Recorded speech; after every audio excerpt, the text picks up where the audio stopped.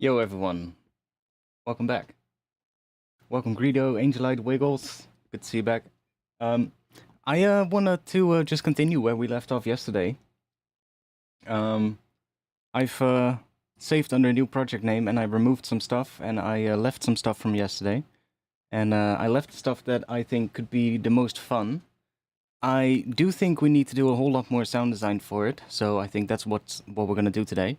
But I think we also have an idea in mind now, so it's something completely different than what I would normally make, so this is gonna be fun, and it either turns out interesting or it will turn out absolutely shit. But we'll see what happens.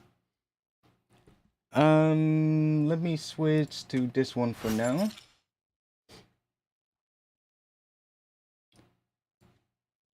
So, what I have left here is this thing. Now, this groove, for some reason, sticks the most with me. This groove right here. And I think I want to make a track around this.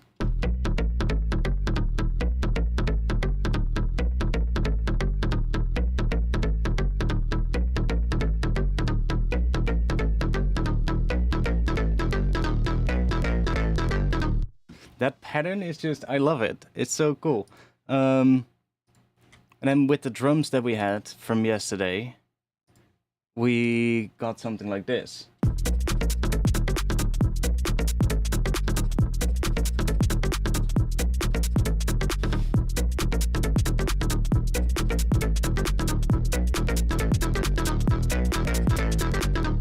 Now, I have an idea in mind. I think this is not necessarily going to be the main drop. I think the main drop, I want to do a really distorted bass, like some really distorted, fucked up shit. And then the B section can be this, and then in the intro, I want to have this as well. And I think I want to have like a really subby version of this. Like, this one has sub, but I think one that sounds more like an actual bass. This one sounds more like a lead synth, even though it is a bass. Like, if you look at the frequencies here, like, there's a lot of bass, but it feels like yeah, I have been thinking about that, doing some sax or some other things on top of it. It does kind of lend it for it because of the scale.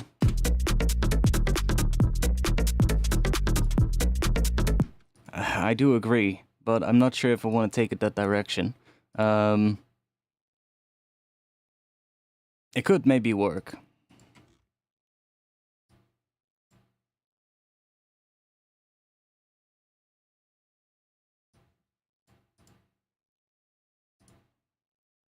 Wait.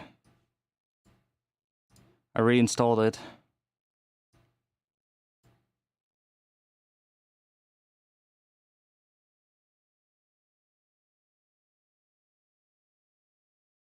Oh, I haven't done a battery save yet though, so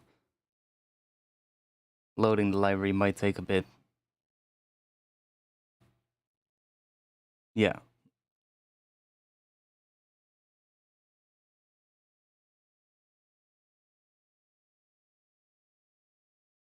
Oh, it's behind the chat as well.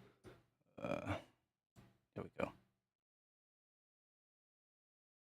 Damn. That's why you need to battery save your libraries when you install them.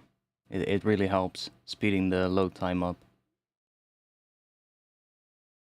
Jesus, I think it's just completely hanging right now. I'm not even getting the load screen, and the interface is all fucked up. One moment.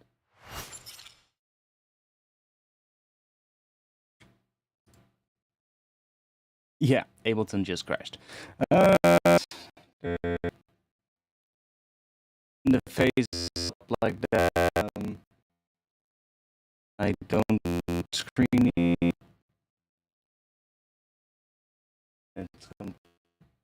Yeah, battery saving your libraries will really help, because you basically tell Kontakt where all the samples are. That my voice is glitchy. Oh, really? Is it still glitchy or? It's good now again. Oh, okay. It was. That was probably just because Ableton was crashing. Let's not open that library. Okay, we'll not do horns. Or at least not the ones that I wanted to do. I'll check that after the stream and do a battery save and all that.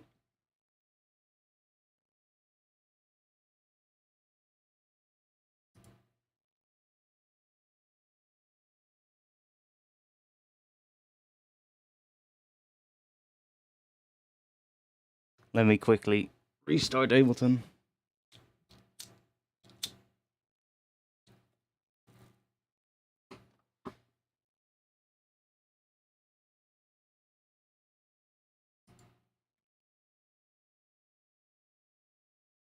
Okay, scanning plugins.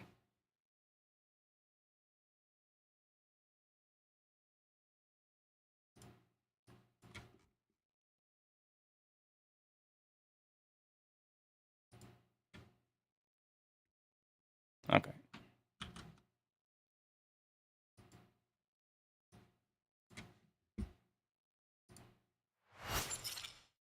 Okay.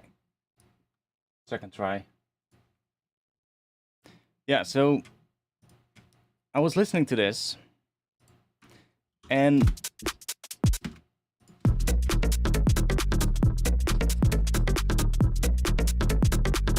I really like it. That groove. One part of me also thinks it would work so goddamn well with just a regular 4 to the floor beat. Like if we just make that this.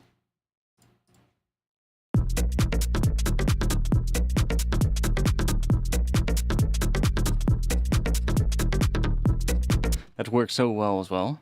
So I guess if we even replace the snare with just a regular clap.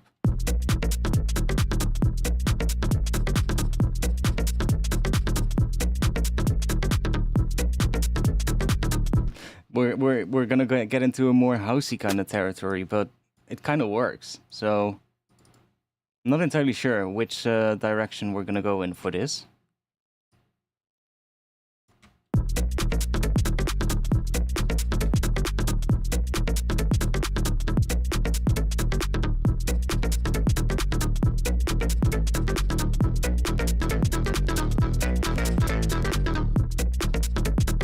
It doesn't even sound that different. No, I agree. So yeah, we'll see. Oh yeah, I had it there. Now, I want to think about how am I gonna start this track and what am I gonna do with this. So it is in the key of E. Let's start with some something in the key of E.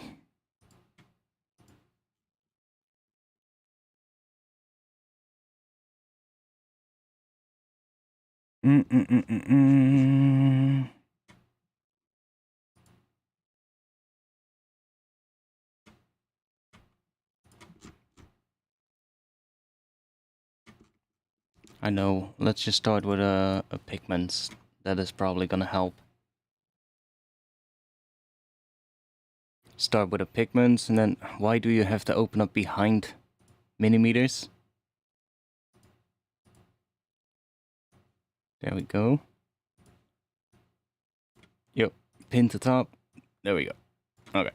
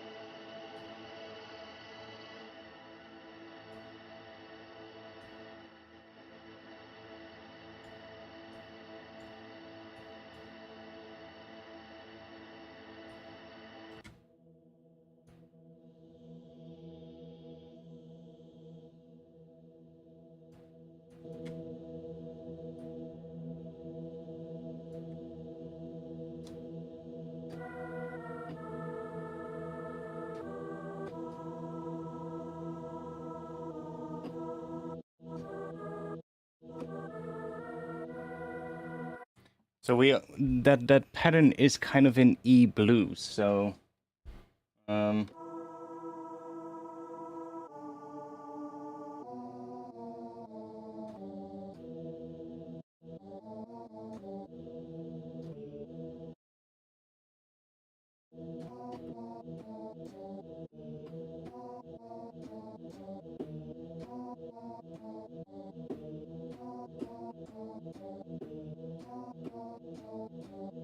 but I'm replacing the D with a D sharp from the harmonic minor, so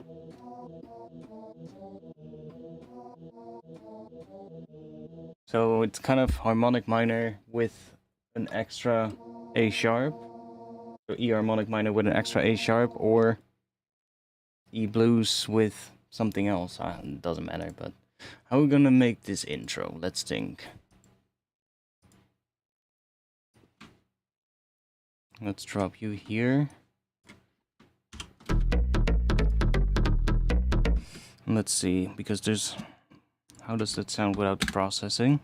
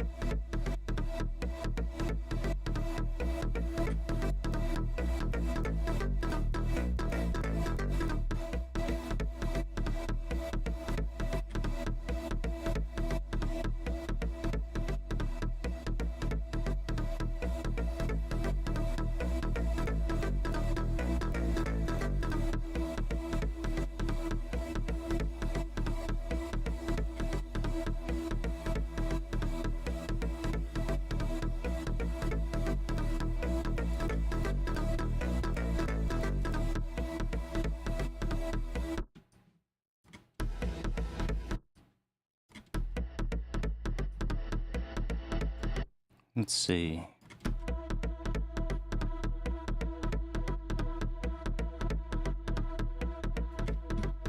One kind of works. If I do this one the other way around, because I see that this one kind of increases.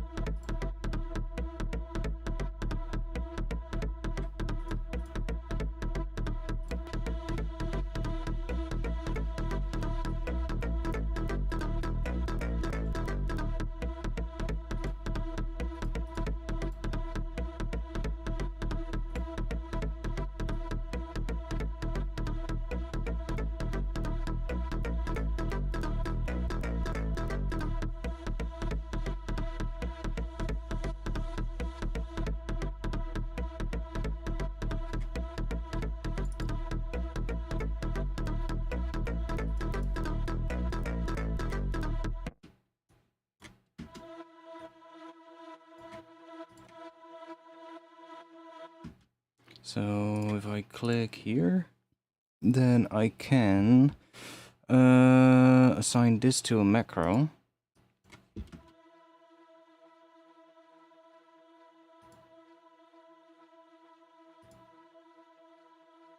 And then I can do macro 1 to the volume here. In the opposite direction.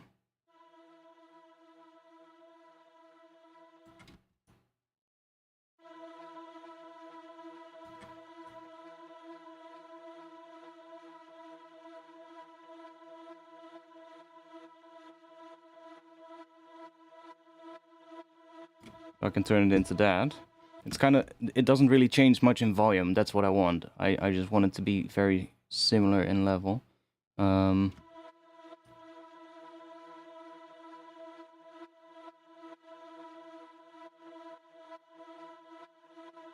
It's quite alright. Should I also put the, let's see, if I put here and then put macro 1 on this one as well.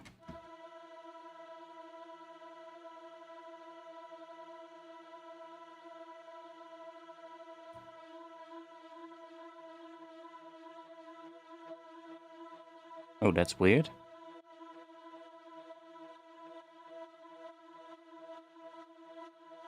I mean, it's kind of cool. At the start, it sounded really weird when it suddenly starts moving. Like...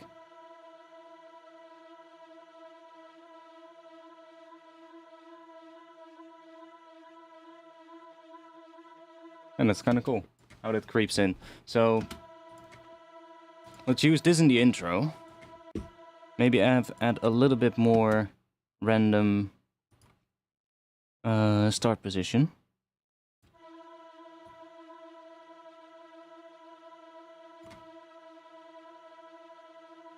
And then let's add a filter as well.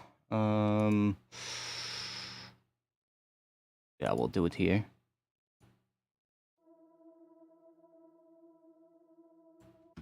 So let's call this LFO. And this is our filter. Let's assign that to there. So that's kind of like our intro ambience that we can use in the background. And then we can bring that filter up.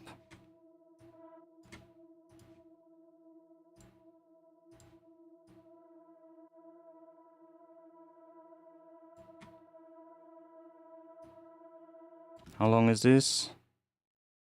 That will be about a minute. Yeah, that's probably enough for this sound.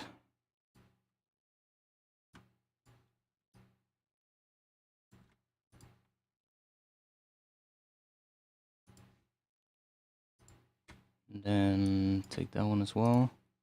We're gonna automate this in the second half, I think.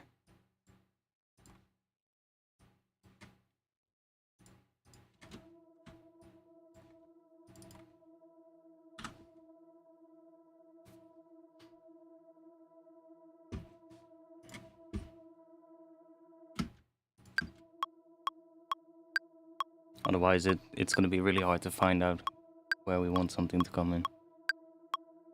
So we want something happening here, which we'll probably make from whatever is in this area. We'll probably do some resampling on it or something. Let's think about sort of like this area first, leading up to whatever drop we're gonna do.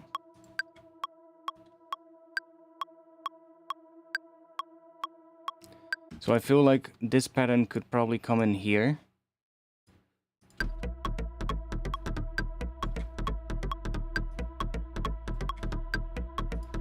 And then we don't need the metronome either. But I'm probably gonna make this with a different sound.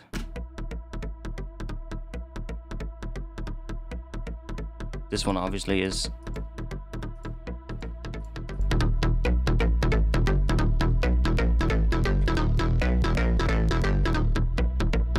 It's more like a bass. So let's just put that there. Let's just make a track here. Let's copy that MIDI. And let's just put a serum on here. Let's see what we get.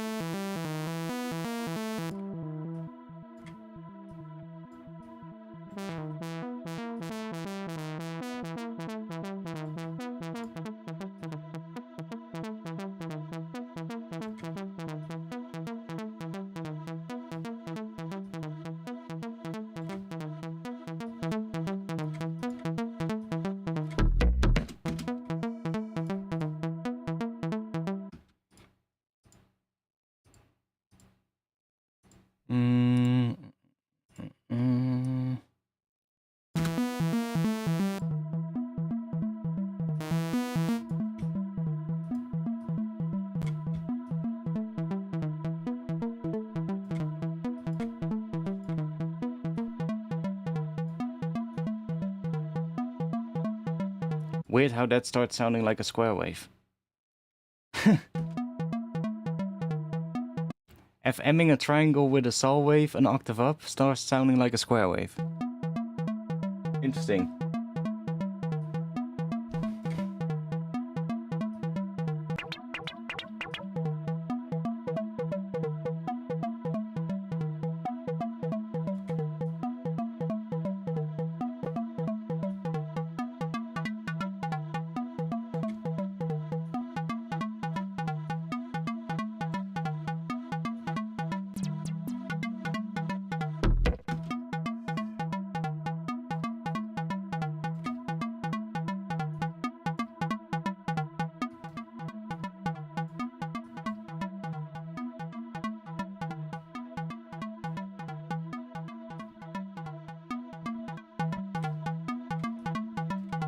Let's just leave it like that.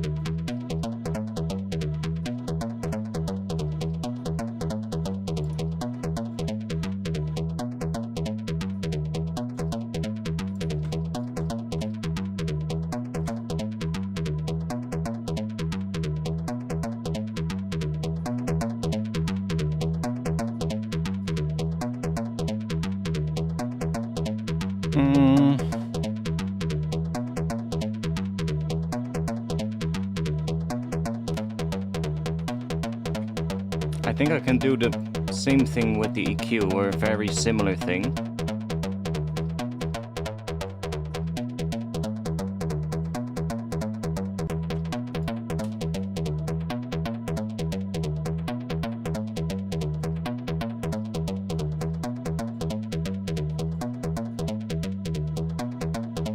It's not gonna be exactly the same, but then I have this one still, so I can do, I don't know, some weird shit with the comb filter.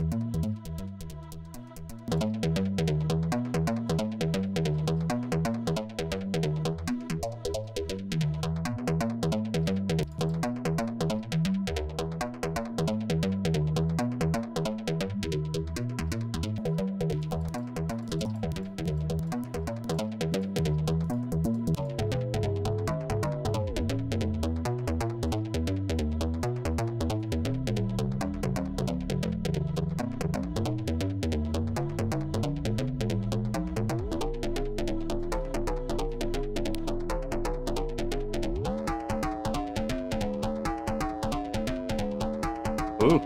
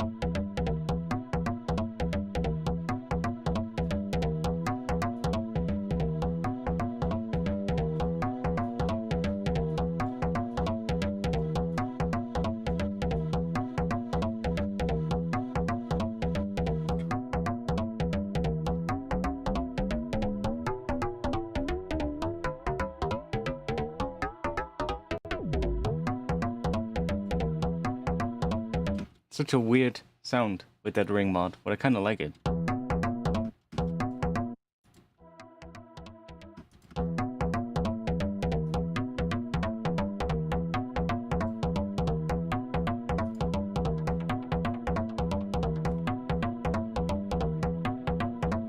don't really hear the delay anymore with like that, but whatever.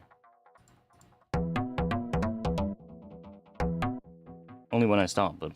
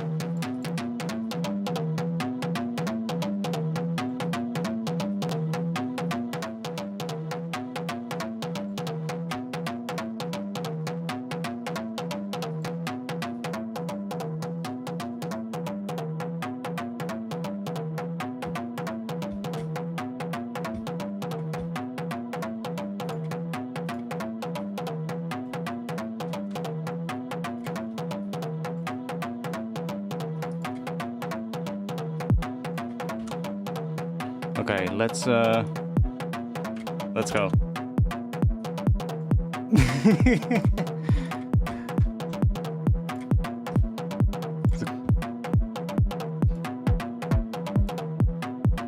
Quite a heavy sidechain on it. Let me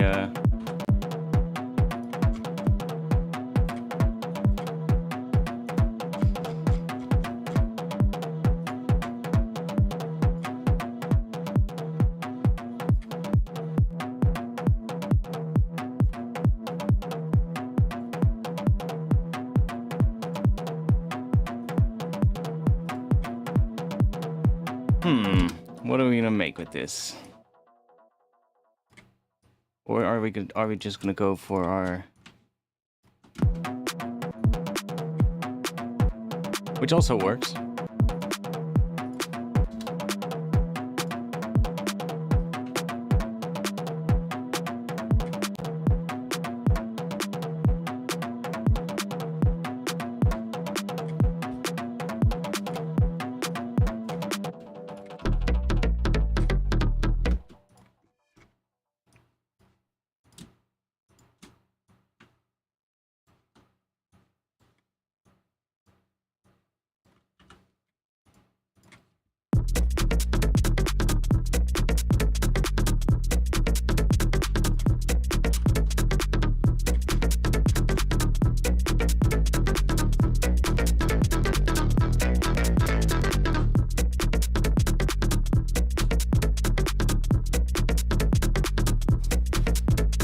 Yeah, I do like it a lot as well, having that pattern.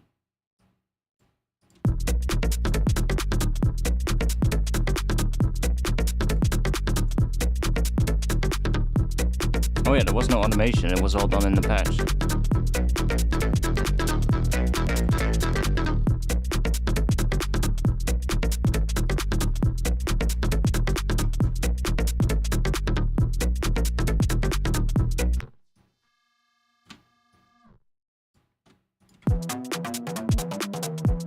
And that sound is fucked.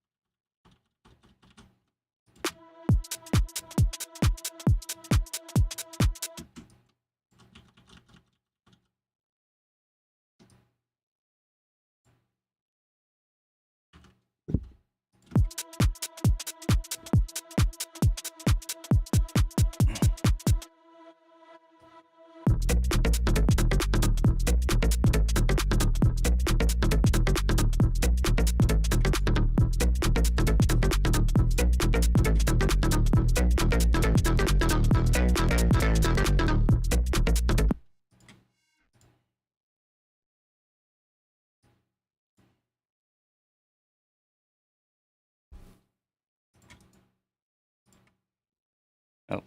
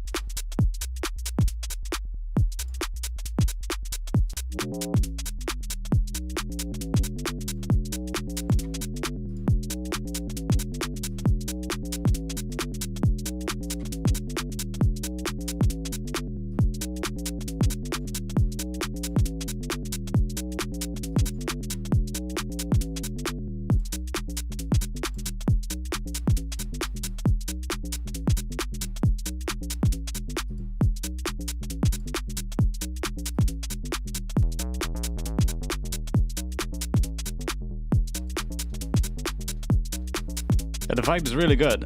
It's so fucking...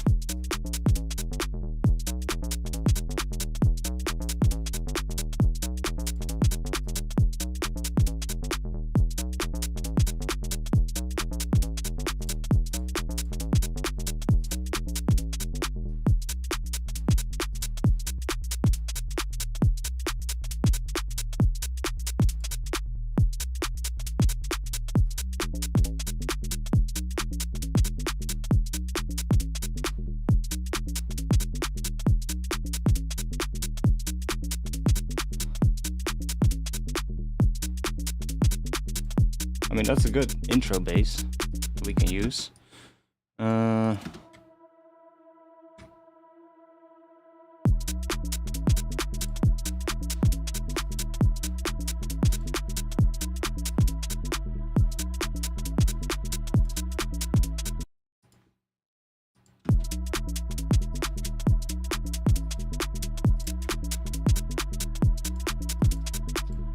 I also need to make a better one for this one because it's a bit off.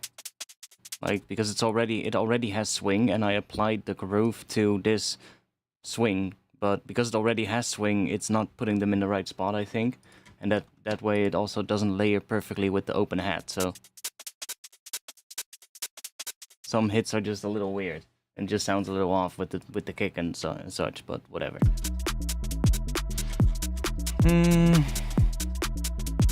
I'm so out of my comfort zone with this.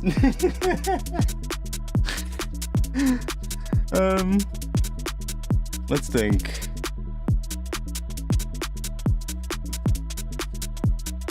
I kind of want to have a drop that's really fucked, you know? Like really distorted. And it can be a different groove than this. And then we can go back to this groove in the B section, for instance. That's fine too. Yeah, I'm not too concerned with the drums. I can figure out the drums later. I'm much more concerned about what the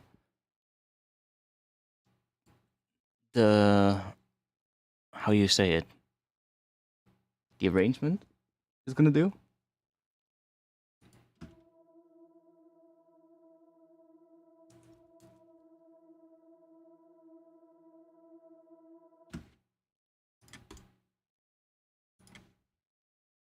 Okay, when in doubt, bring a piano.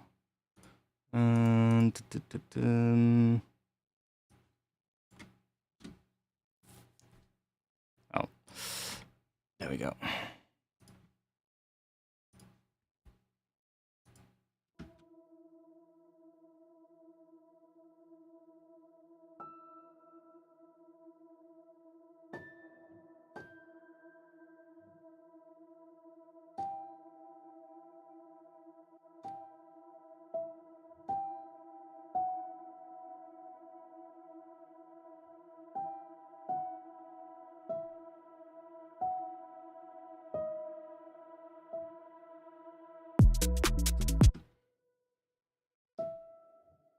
I heard something, but now I already lost it.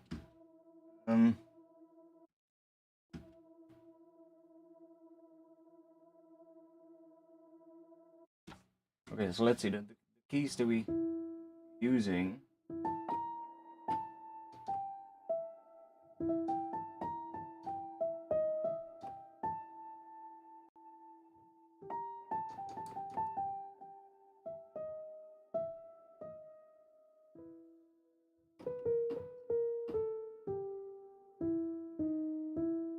So it's kind of like a mix between harmonic minor and the blues scale. So harmonic minor. No.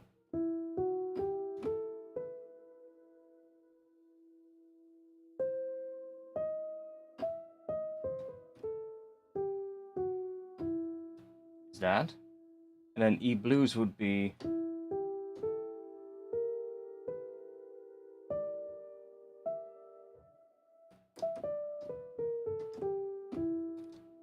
And it's kind of a mix between those two, what that pattern is. So.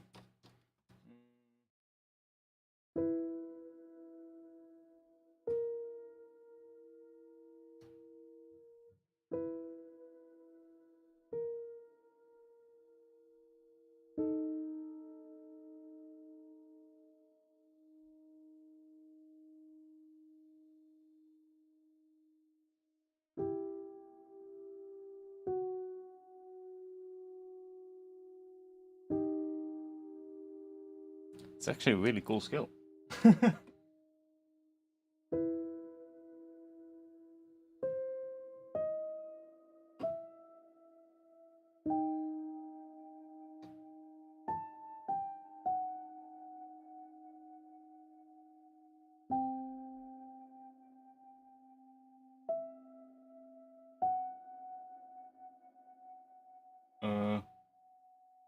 Then how do we end? How do we end it? I don't know.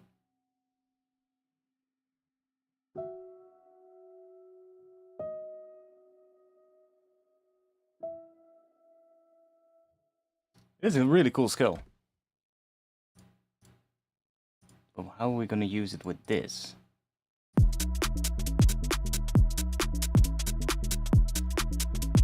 I for sure cannot play it that quick. And not in time with this.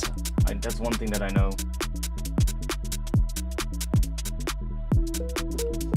That's what I mean. I can kind of get into it like this, but it's like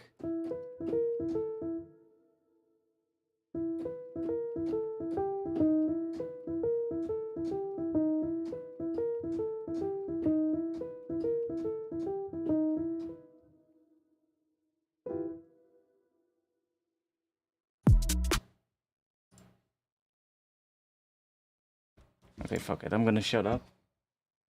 Yo, Angel.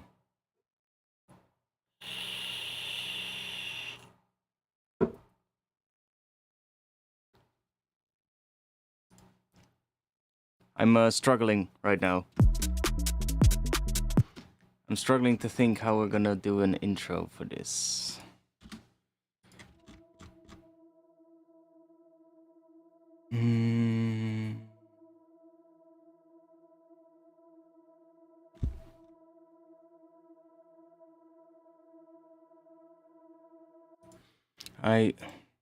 I know that I want to, we could also just try and do a idea for a drop that I want, because I want the drop to be quite distorted, potentially a different groove than this one for the first section of the drop, and then go to this pattern in the B section.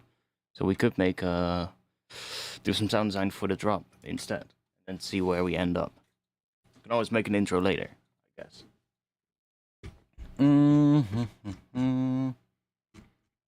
So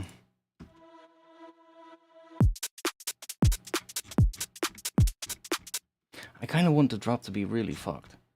So let's just do a track here, and let's loop a short section.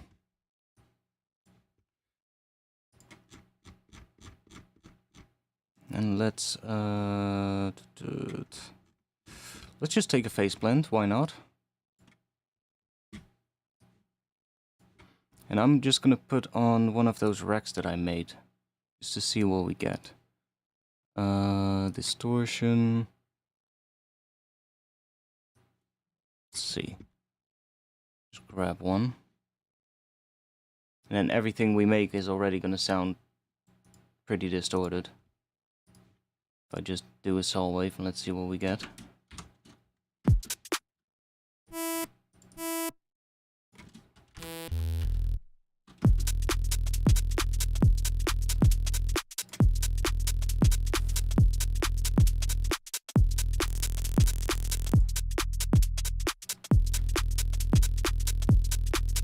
Let's make a quick patch so that we can hear what it's gonna do. Let's just do that. Let's do that to start off.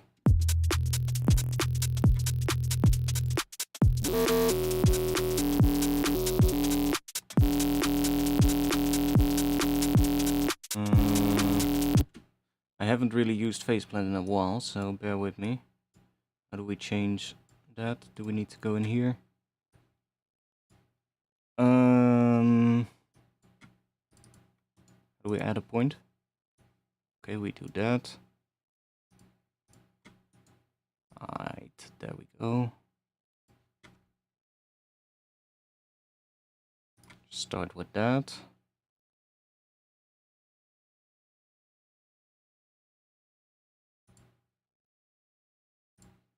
Okay, so now it's envelope.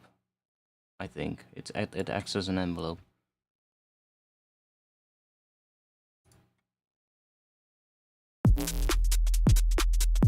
It doesn't. Can we make it act as an envelope? Free sync.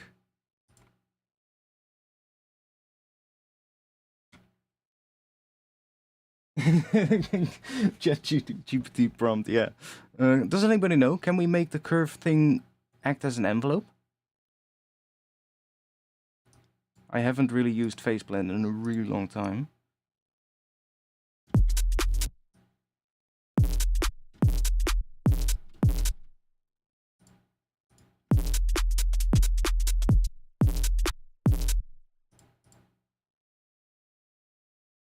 I guess not. Don't see it. That's a shame. That's not possible.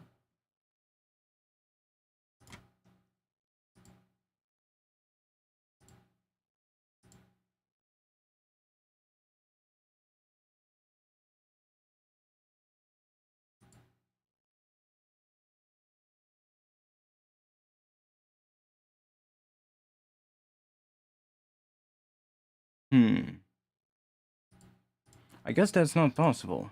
That's annoying. Can we do it here though?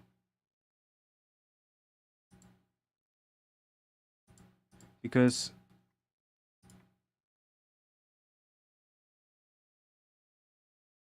yeah, I guess you can just stack these. Doesn't matter.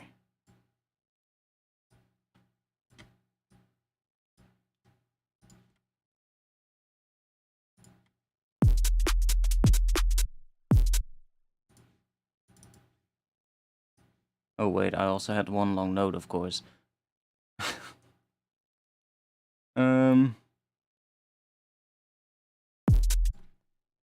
Let's try a bunch of other racks here because I made a couple ones.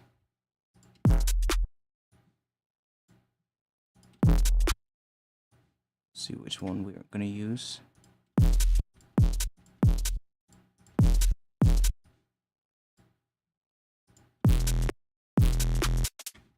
Oh, that's pretty distorted.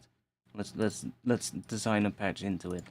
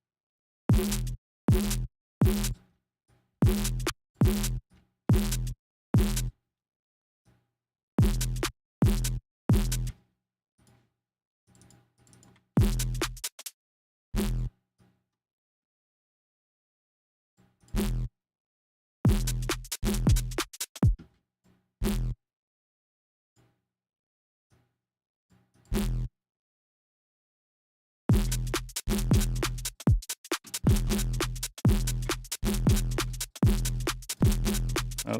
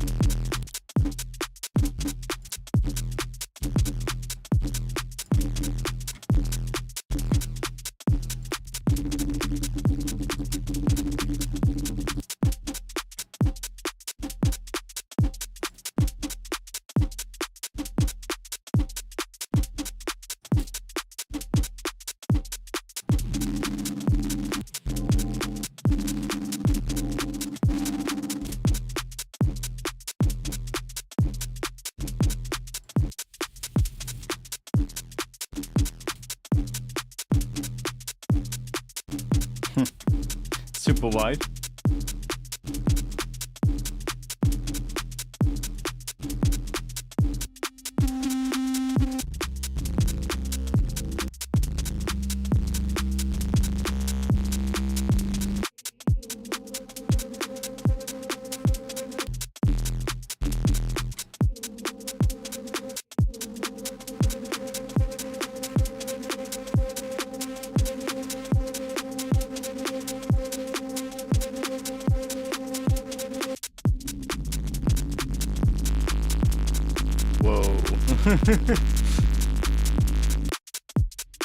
These are pretty long, I think. The hell?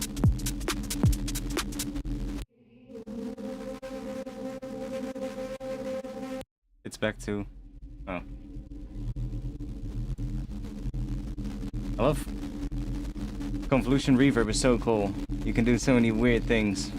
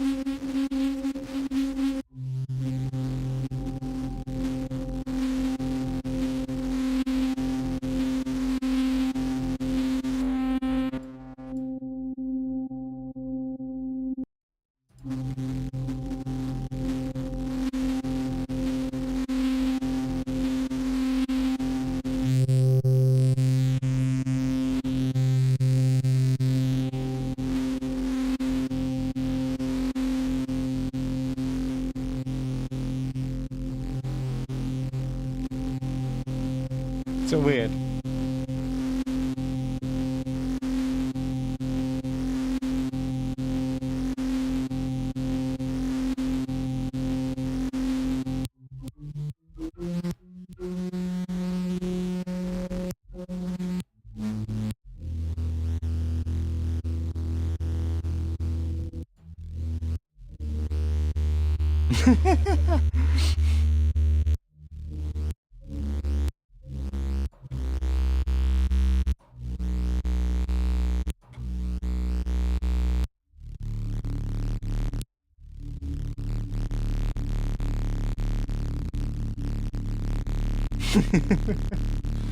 Now it's just some weird sustained bass, but it's perfectly mono.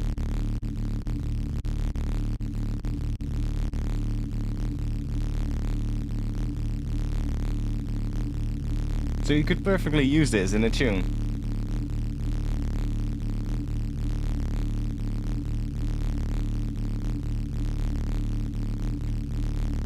That's interesting.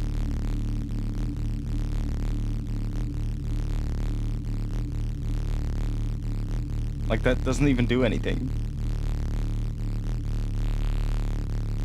Well, a little bit, maybe.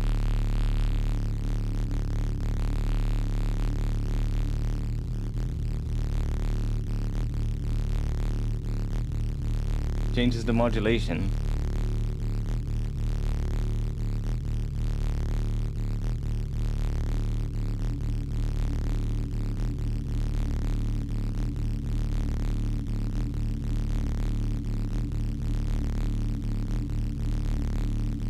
What is it? Kind of like a D sharp?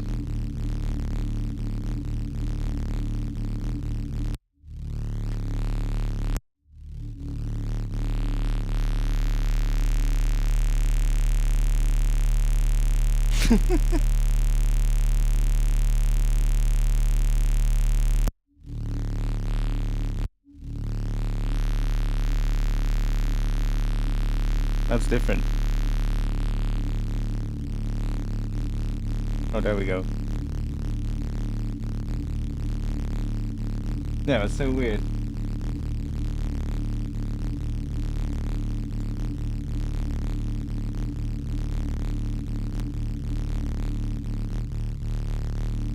Oh, wait.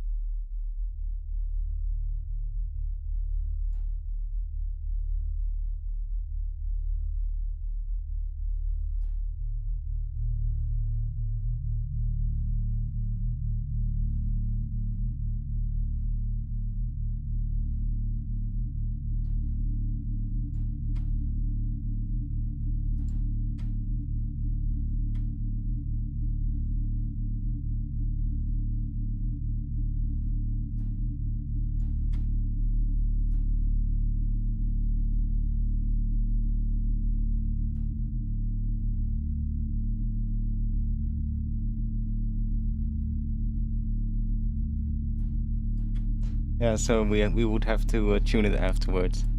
Otherwise, I'm gonna have to tune that convolver, which would be a pain to do. But if I resample it, I can tune it.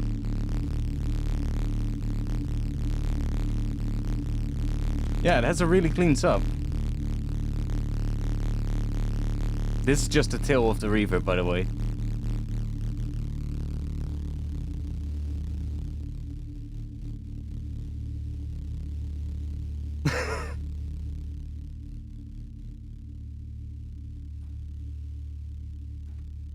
Let me just cause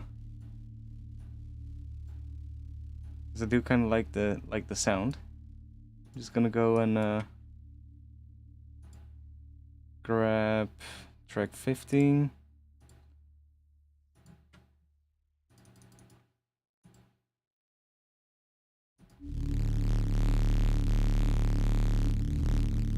I'll drop this one in the Patreon pack for this month.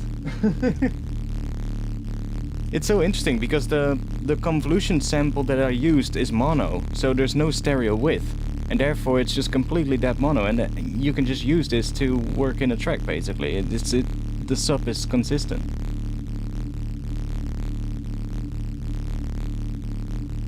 Let's just do some weird resampling tonight. I'm feeling it. Like I said, I want to have a drop that has like some really distorted sounds, and it's just when you hear it, you're just like, holy shit, that drop is fucked. So, bit of distortion with sound design with distortion is probably a good thing to do.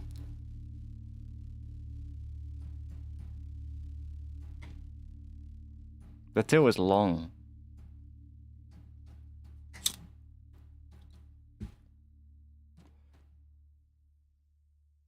It's kind of like hitting D, I think. Looking at the tuner. Now, I think I also had another folder with convolution stuff. And I don't see it in here. Let me see if I can find it real quick. It's probably an audio. Audio...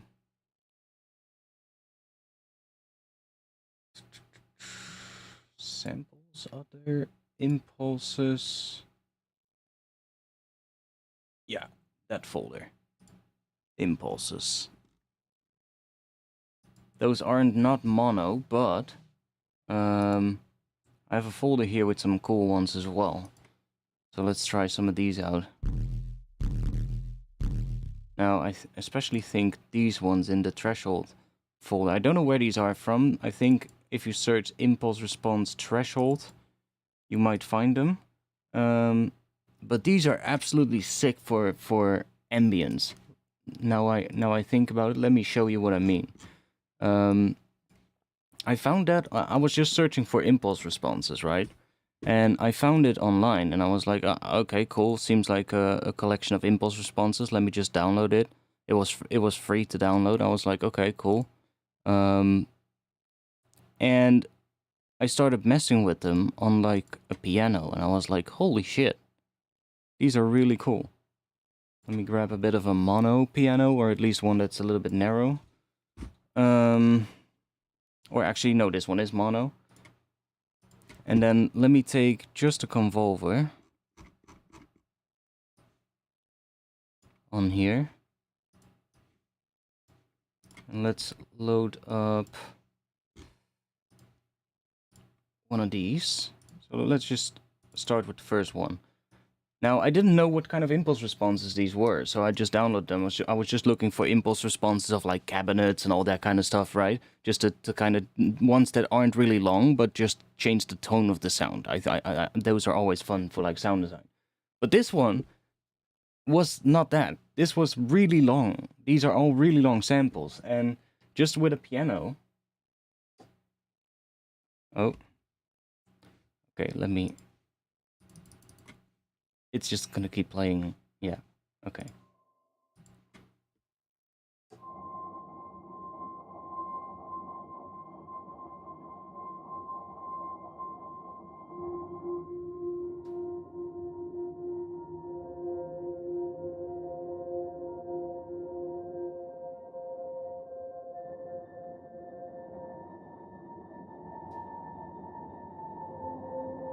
And they're all just really long. They're so good for making atmosphere. And there's some really interesting ones as well.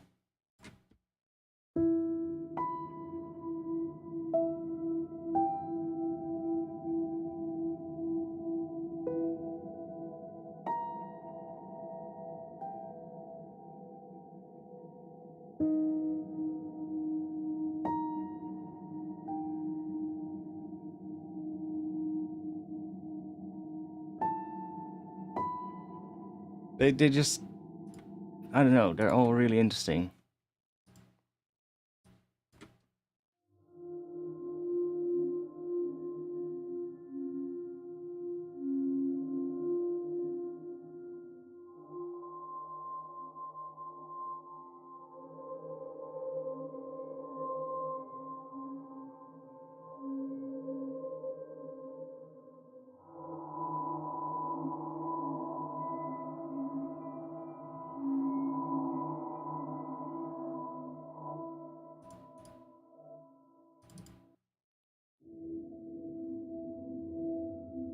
That's just one E note on a piano.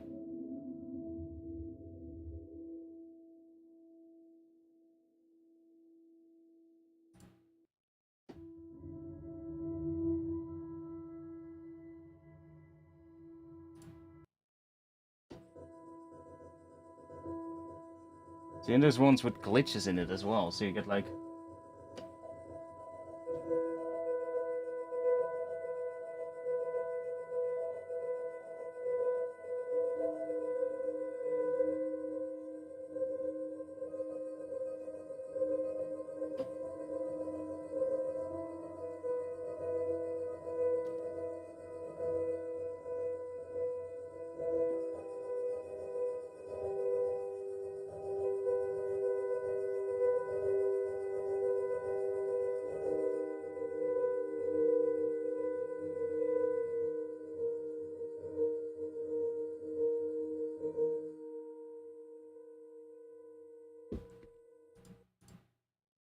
Okay, what?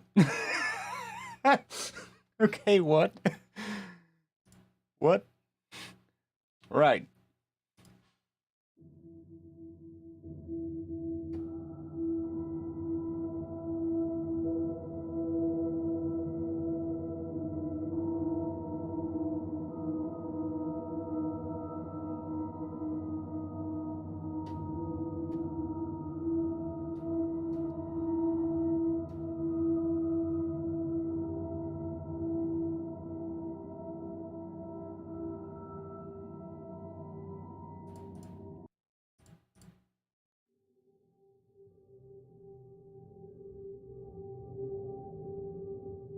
It sounds beautiful too, yeah.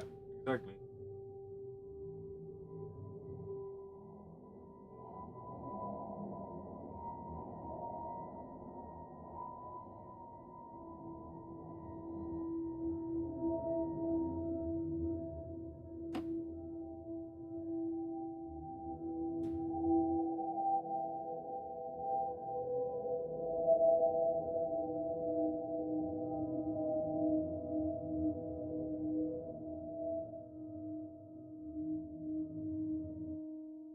And it's just a piano, so imagine what other things you can run through it.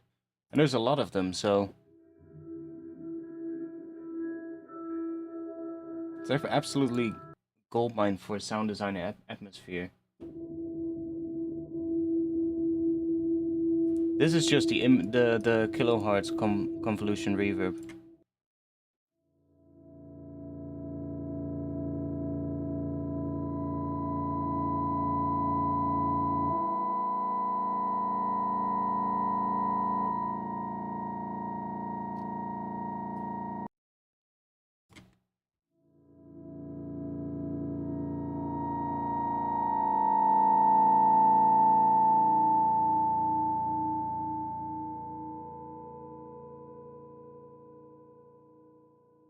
Some of them sound really, really odd.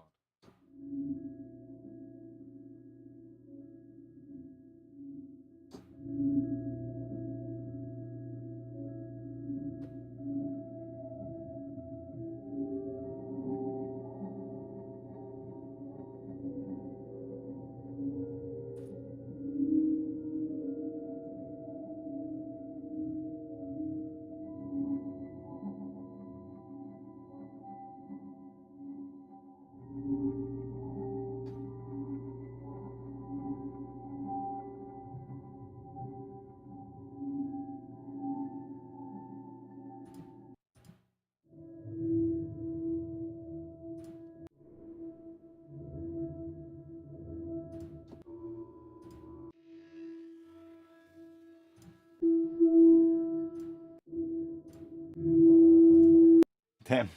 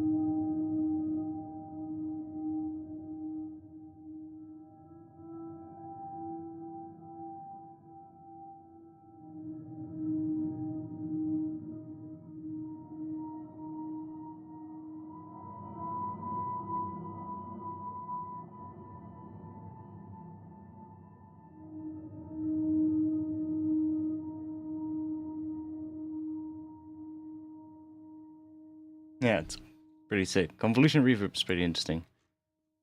And there's so many of them as well. Like, look at it. Just a gigantic list of all like long kinds of reverb. So it's called the threshold. Look it up, I guess. Impulse responses, the threshold, and you'll probably find it.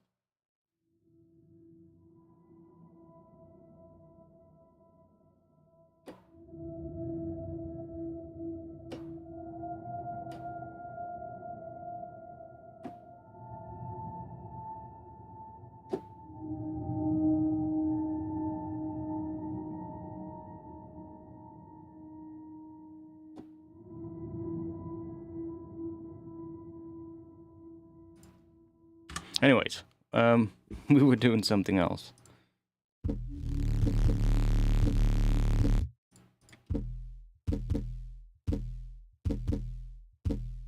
Oh yeah, we had this thing. This thing is fucking massive.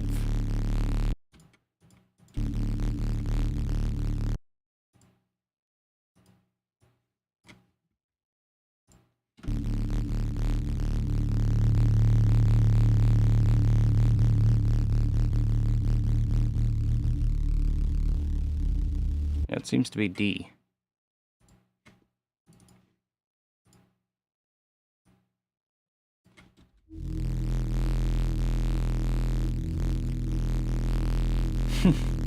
That sound.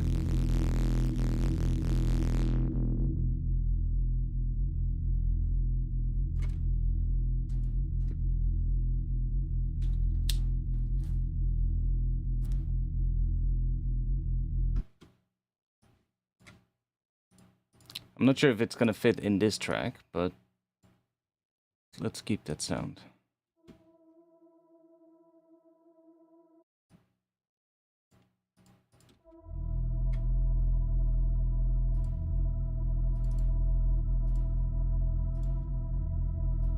It's a bit all over the place.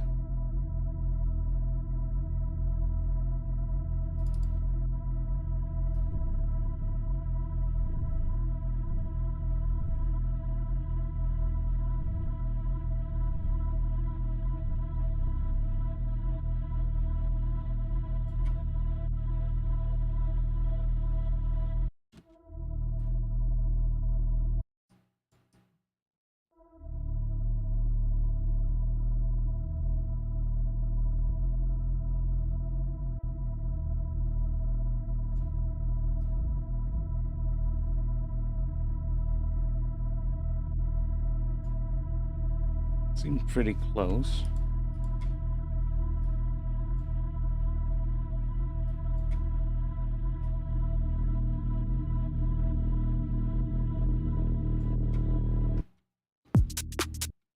No, it's different.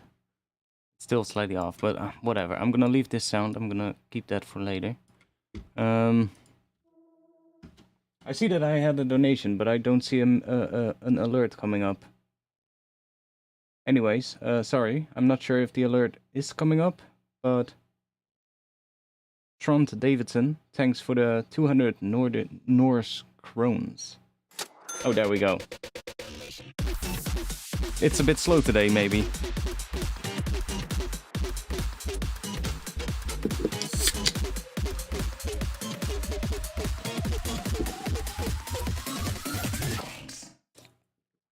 Thanks. Yeah, I'm not sure why it was that slow. Whatever.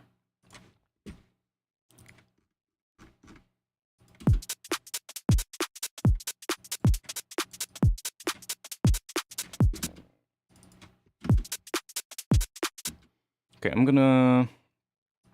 Let me check real quick. Are these in the right spot? Not really. Right there. That one is good. That one is in the wrong spot. Let's put it right there. That one is good. That one is good. It's good. Good. Also good. Yeah, that's fine. Let me just quickly get this a bit more properly in time.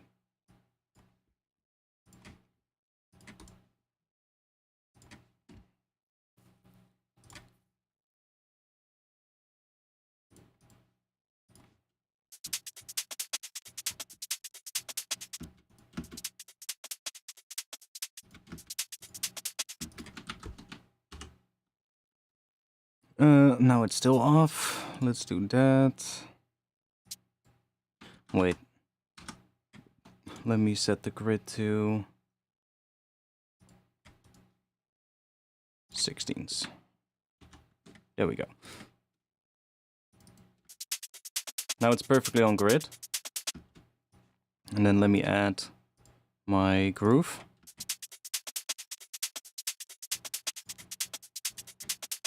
And then let's decrease the sustain. With a bit more of a linear slope maybe. Make it pretty short. We can even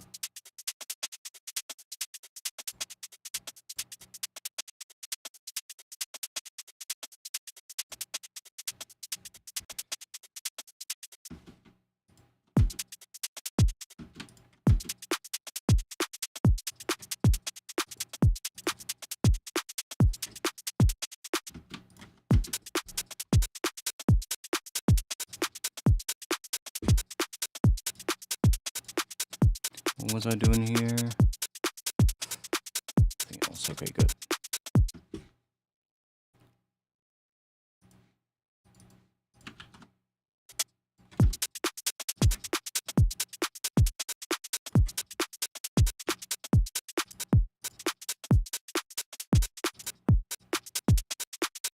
It has more swing with the other one. Let's...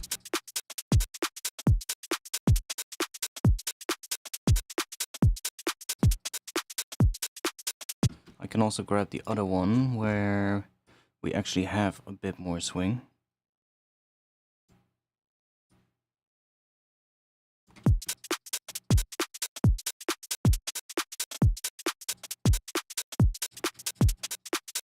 It's a bit more, but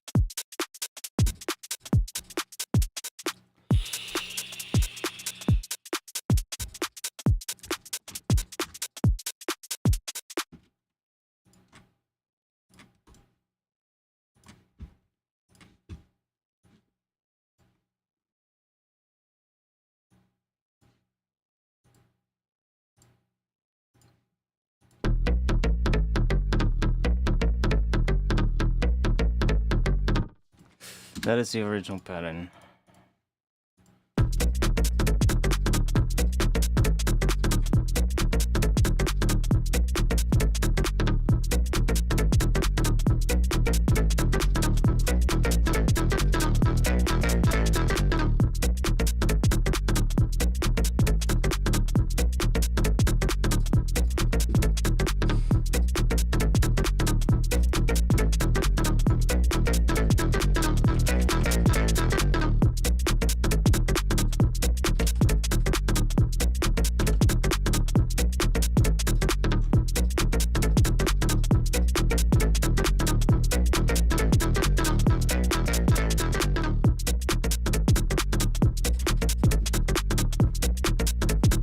This should have the same groove now. Yeah. Has a bit more swing than before, but I kind of like that, I think.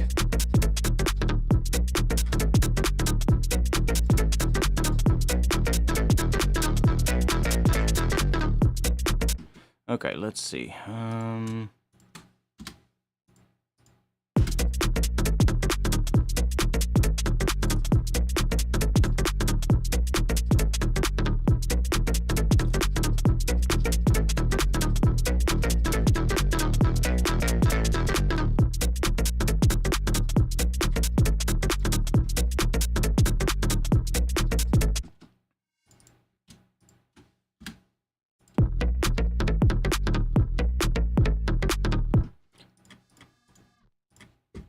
There's also some weird delay happening on that sound, but whatever. It's fine. What do we need? We need a hi-hat. Just a very simple hi-hat.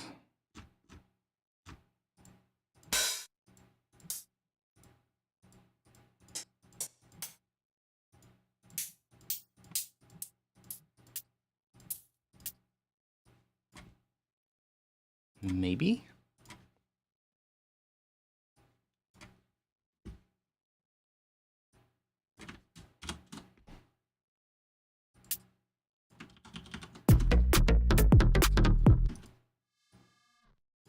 Nope, not that one.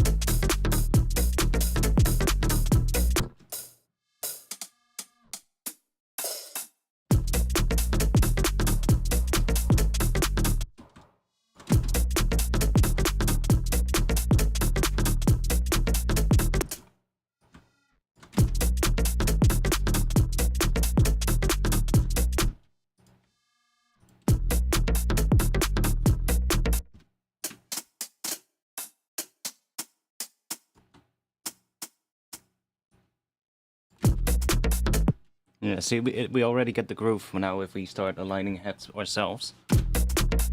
See, we get that same... the same groove as what the tambourine loop was doing. And then we can use the tambourine loop as well, but... I feel like we need something that is sort of like really consistent and that we made ourselves with like hats, just arranged it. Because we don't need the 16 thing going the entire time. Because that is kind of there to up the pace. So... maybe one there.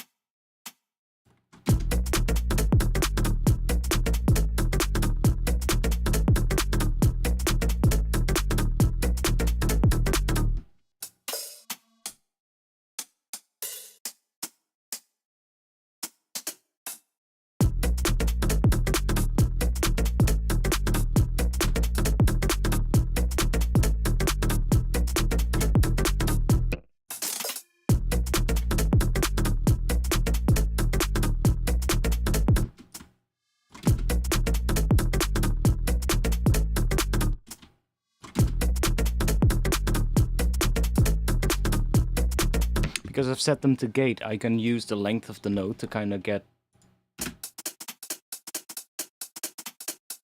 longer or shorter. See? So to make those a little bit shorter, and then maybe that one as well.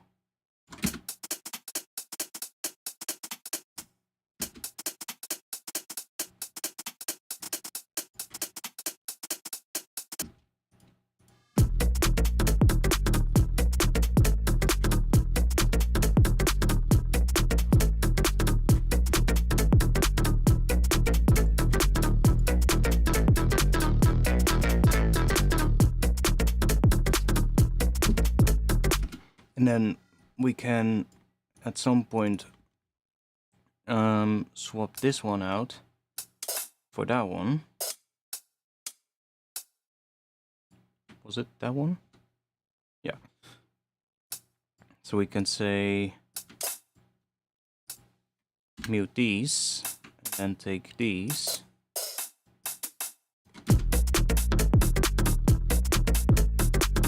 Maybe have this one still included, and then we can maybe mute that one. And we're gonna get a bit of a higher tempo thing.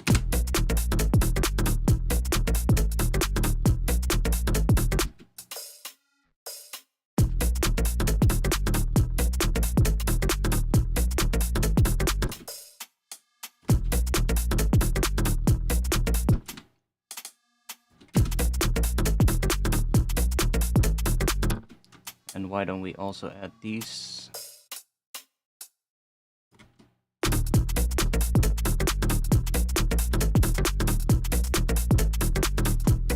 To complete the 16 note pattern, I guess.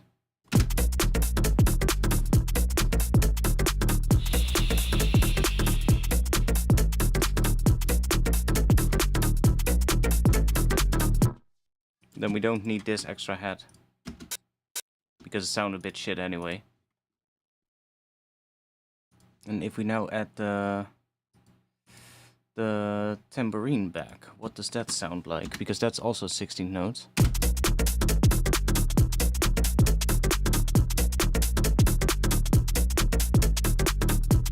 It actually sounds pretty good together.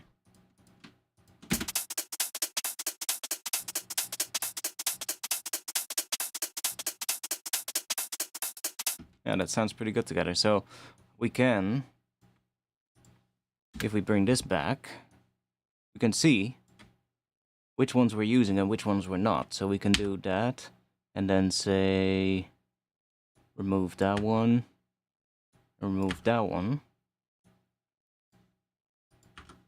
If we then loop this,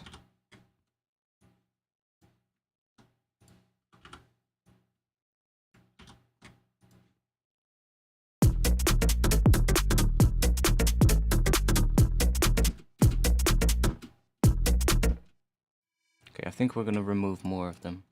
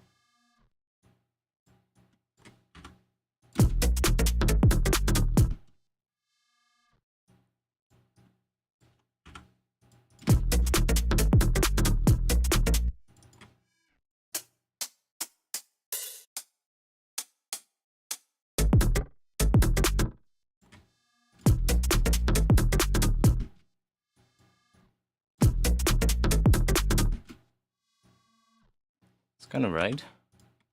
I'm thinking about the drum pattern here with the hats and the percussion in the first section, because I want to have some gaps in it. I don't want it to continue in a 16 note pattern. I just want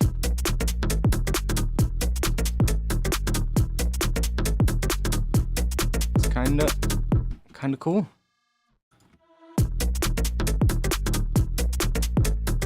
Might already be too much.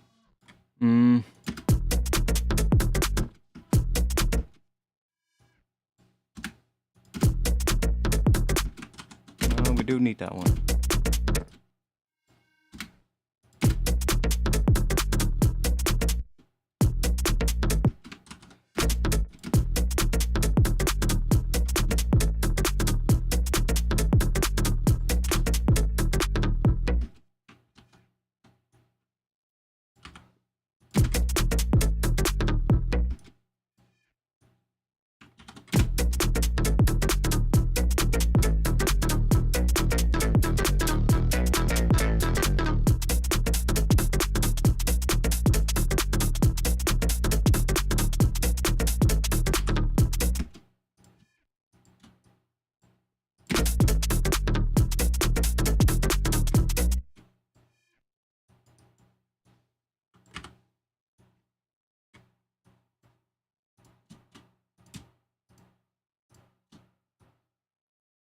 I want that to come in there.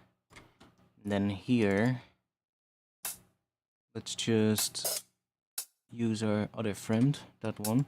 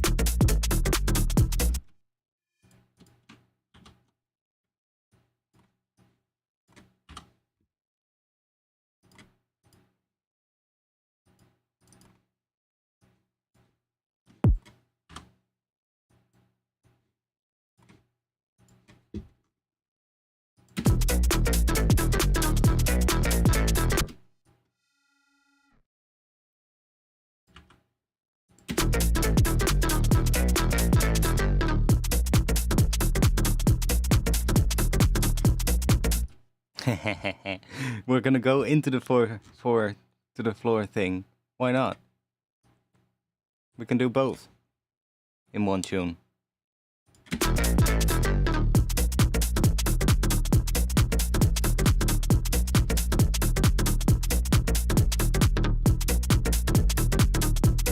Should we already do it here?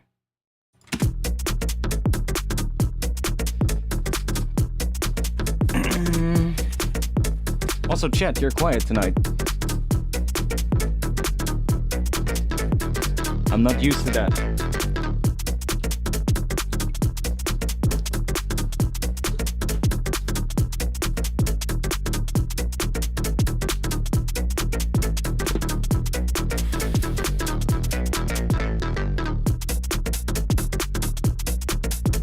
Oh, that's fine.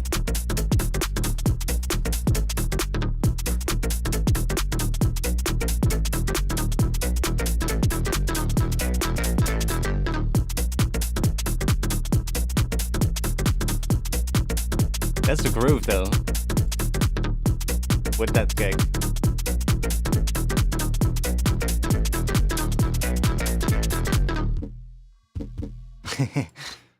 Okay.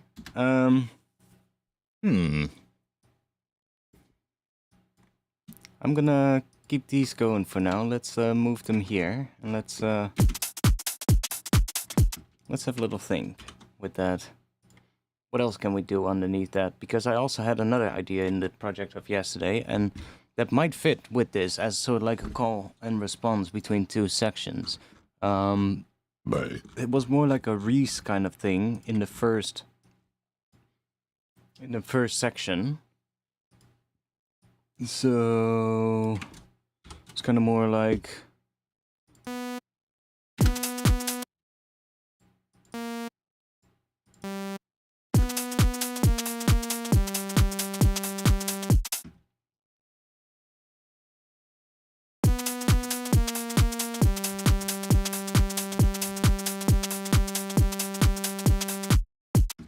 and then going into a section on E after that.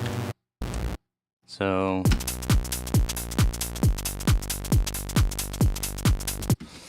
let's make a Reese real quick.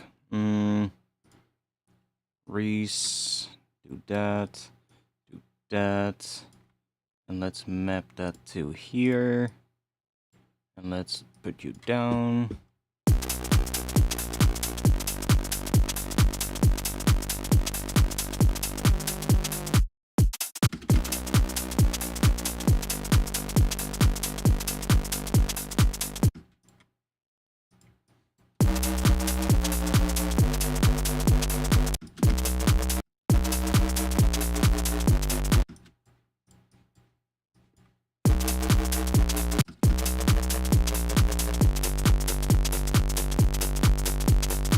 It's actually in fucking time. That's amazing.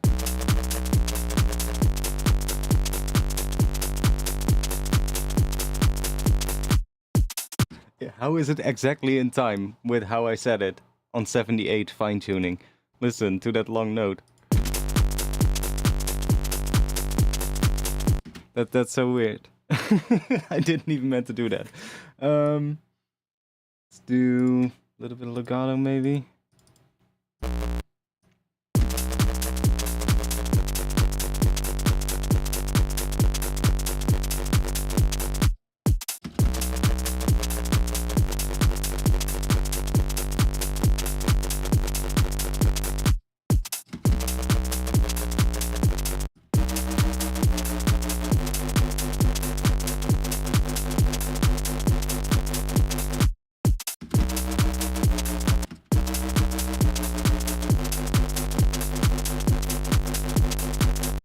We can also re-trigger that one. If we just do this.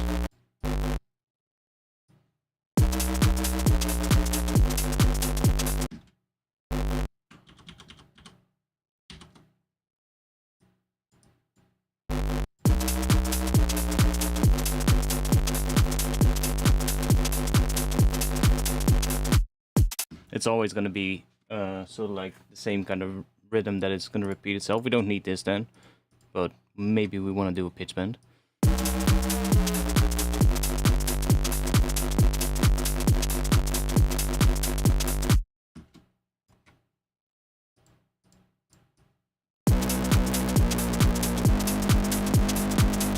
Ooh, that could actually be cool if we do it key tracked.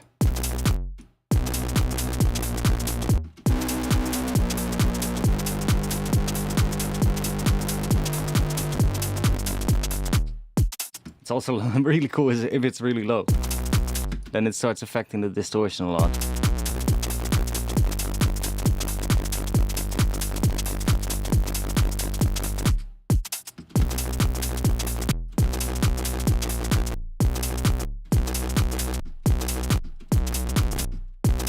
And if you don't want that tail, then you can just take this, bring the gain down.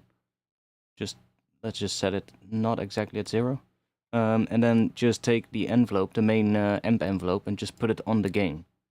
So now we don't get the tail. Because it's brought down at the end when we stop the note. Which is nice.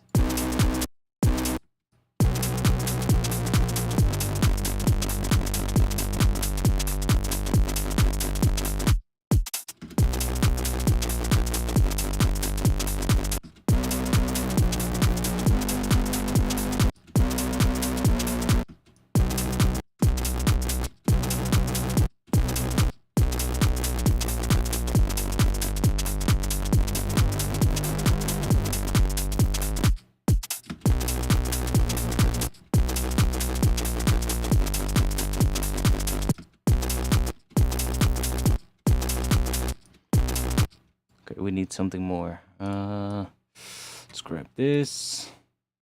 Let's grab one of these. Comb. I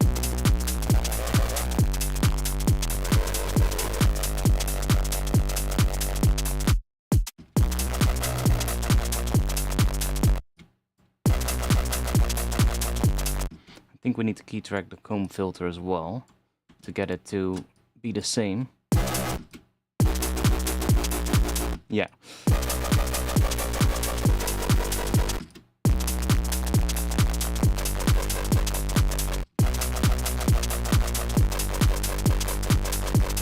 That's weird, but it's kind of cool.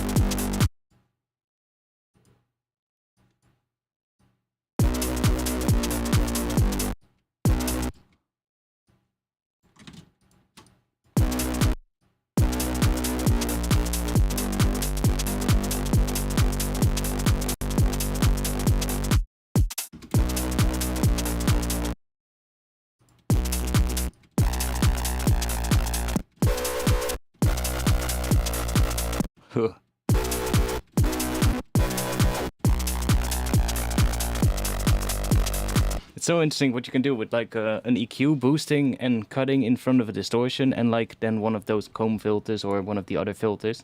It's like you can really change how the distortion reacts. And I have the distortion just cranked up to 100, by the way. So it's just really distorted. And then with that detuning, we can get some really nice Reese kind of tones, even though it's like there's no unison or width or anything. It has that clear beating kind of sound, which just find like a location you like. So let's take without the filter first.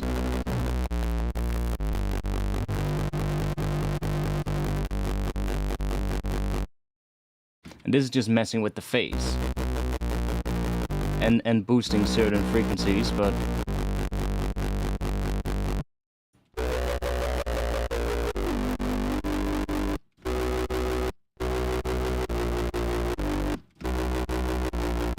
Ooh, that's kind of cool.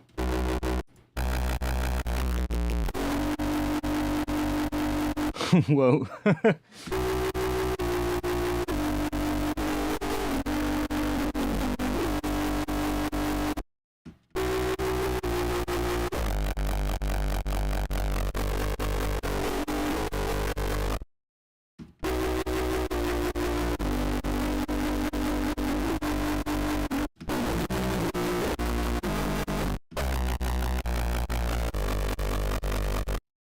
Let's try...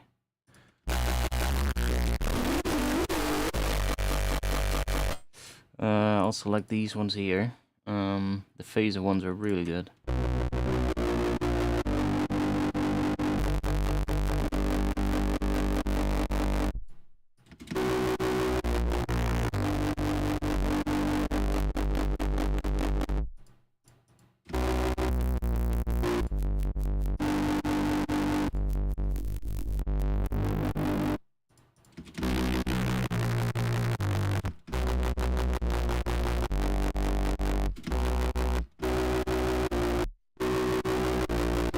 And as long as you key track it, you can do some pretty nut stuff. Like...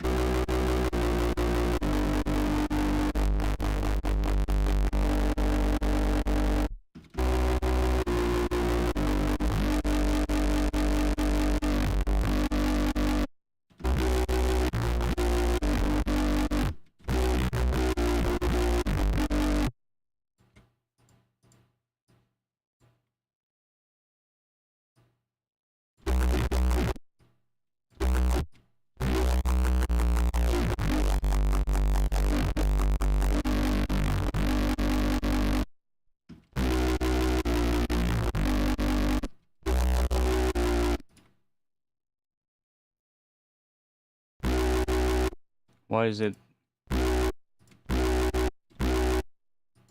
Oh, because of the key tracking, yeah, of course.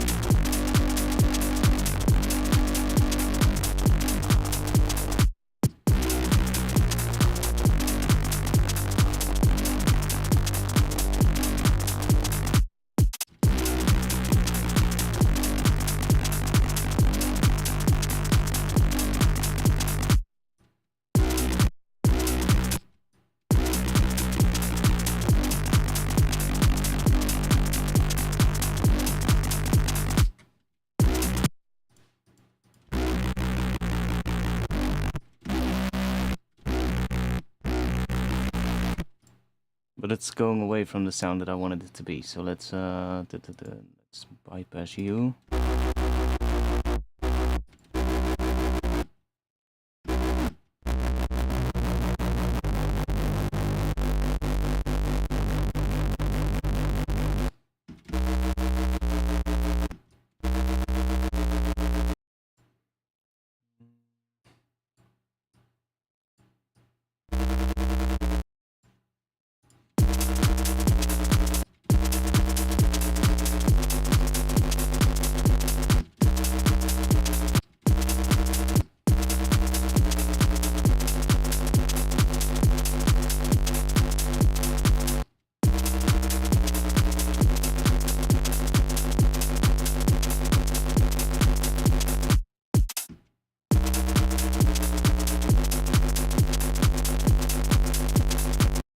It's not retriggering, I think.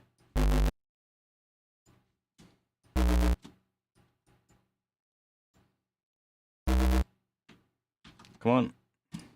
Do your thing. Become slightly shorter.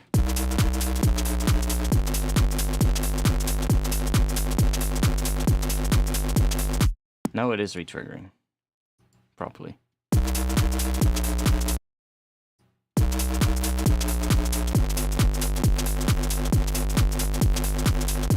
Yeah.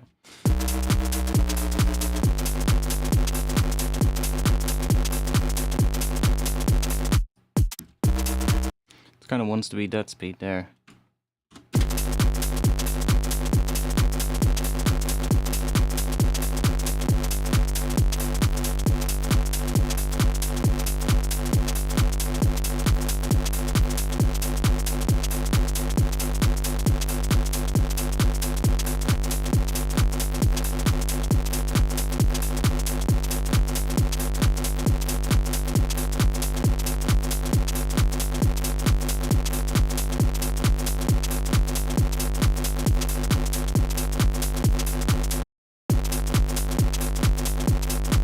Yeah, that's kind of nice.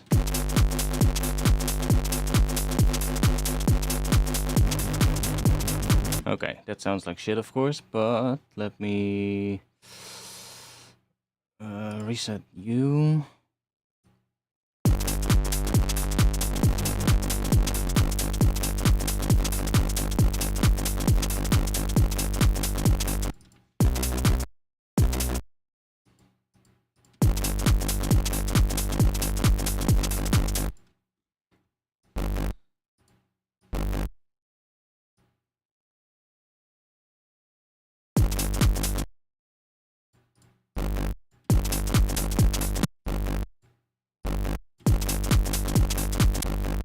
I know what is throwing me off. No, it's not. Wait, huh?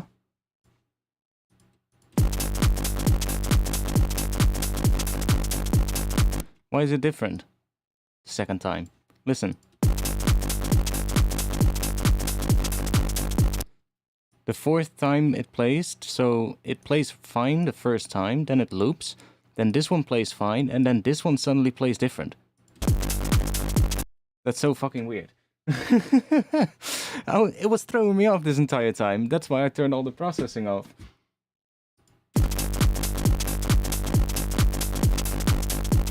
See? The fourth one sounds different. Huh?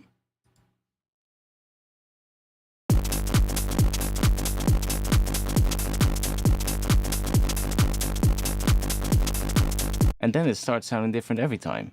What? That's so fucking weird. Okay, let's check.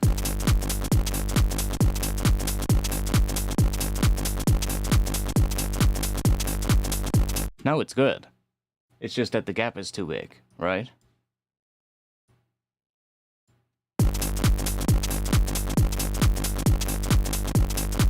Still works.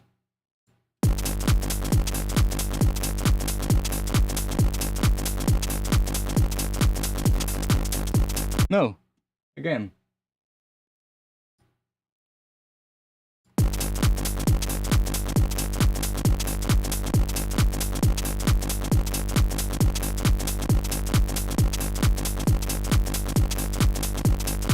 Now we get... That's weird. Okay. So that's the length of the note. Otherwise it's not doing it properly. That's so fucking weird. Yeah. For some reason it wasn't re-triggering.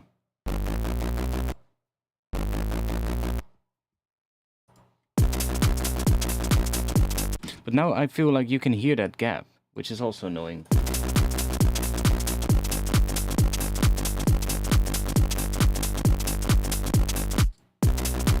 I mean, I can of course always just resample it. I know what I'm gonna do.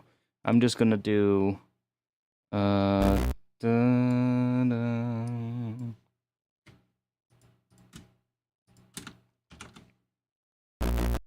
We're just gonna make a good breeze, like that, and then we'll just resample it, and then we'll just loop whatever section, how long it is that we need. We don't even need to do this properly. We can just do that.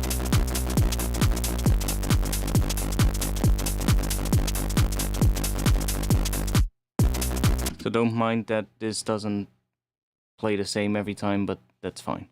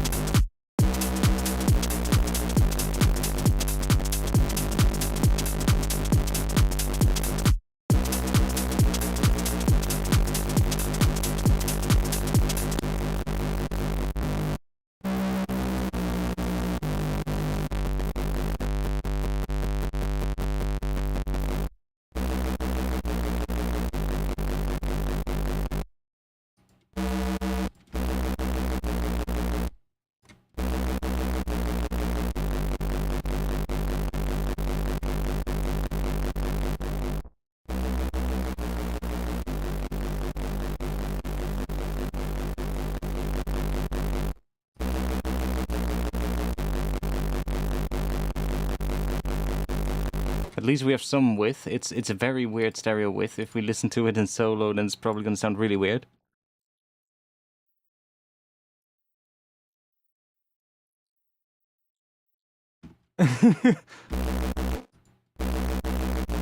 But it does supply a little bit of width, so it's fine. Okay, let's make this a little bit... you know what? I'm just going to resample this one right now. And then I'll work with that. And then we can always, if we want to make it better, we can always go back to the patch and then change that. But now I can kind of do what I want. So I kind of just wanted to repeat every part like that, basically. So...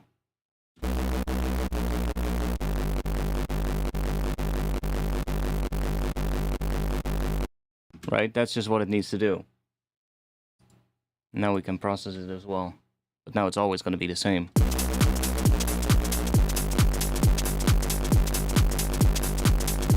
And if I don't like that section, that's also possible. We can, because we have quite a long section, we can just take a section and let's loop that.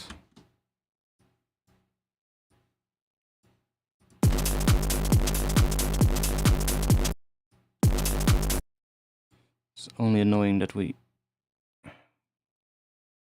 it's so annoying that you cannot lock those two together.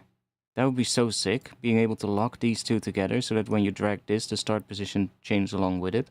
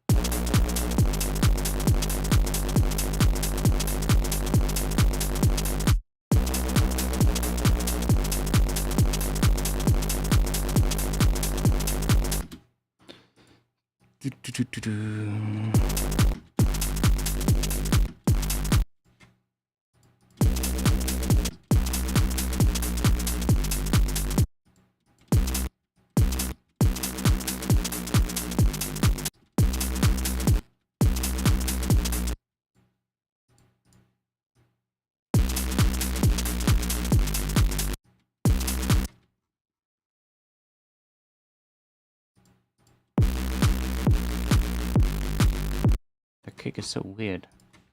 Why does that kick sound like that?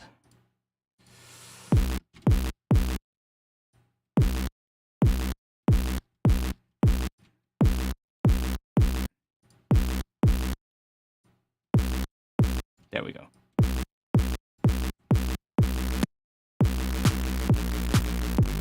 Still sounds a bit weird, but...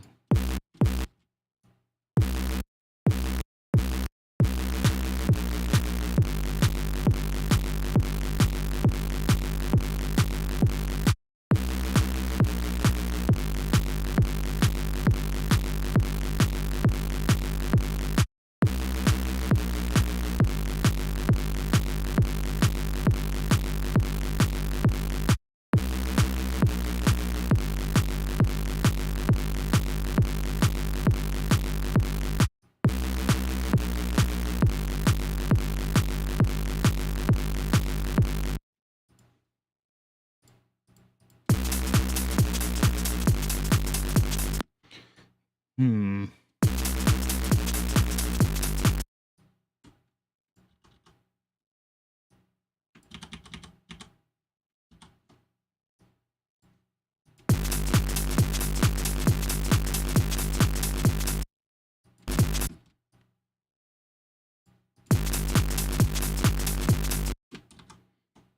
Yeah, the start of that is not entirely good. So... Oh wait, I know how we can do what I wanted to do. We can just... If we just duplicate that one,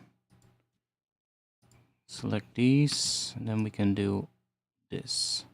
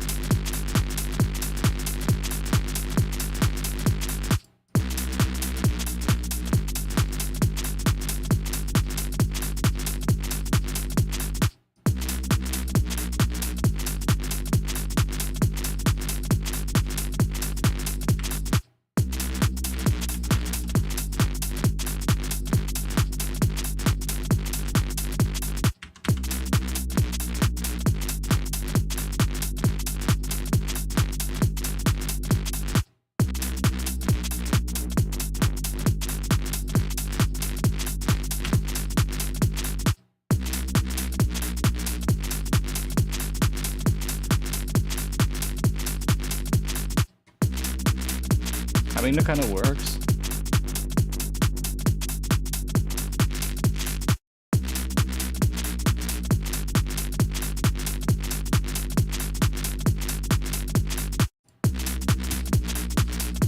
I was like, how can I make that high end a little bit interesting, but...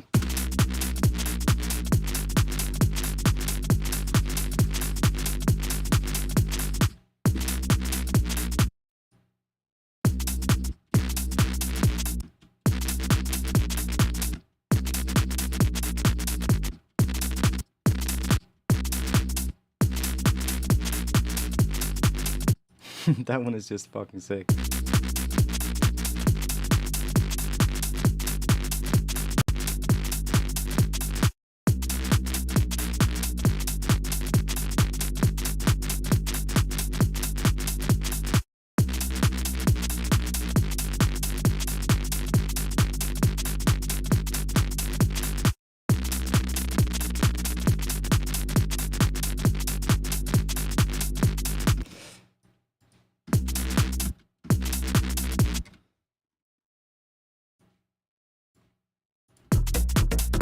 Still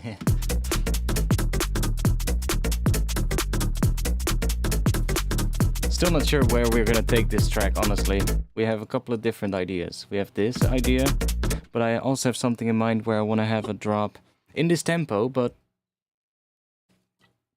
have like a really distorted drop. So maybe we just need to do some more sound design for distorted sounds. And this could be sort of like the intro and breakdown and maybe the B section of the drop vibe of that track. Because I do like this groove.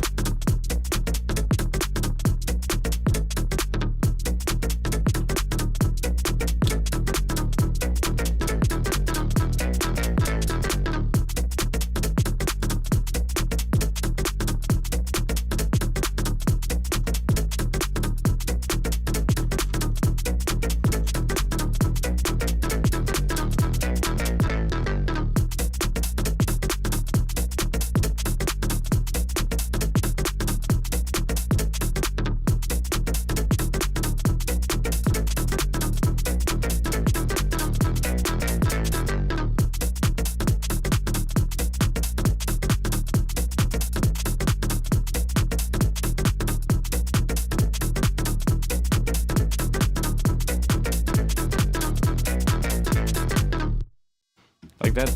I like that groove though, but let's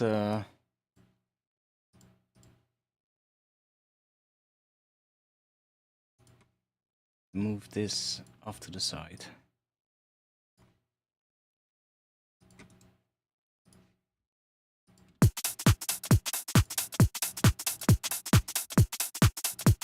Kick has a very little low end now.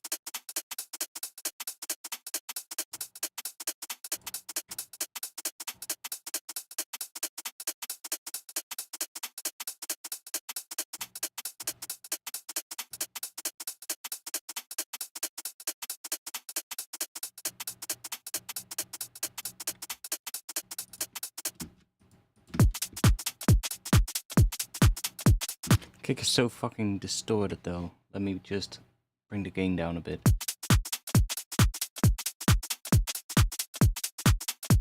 Because it's saturated a bit here, so...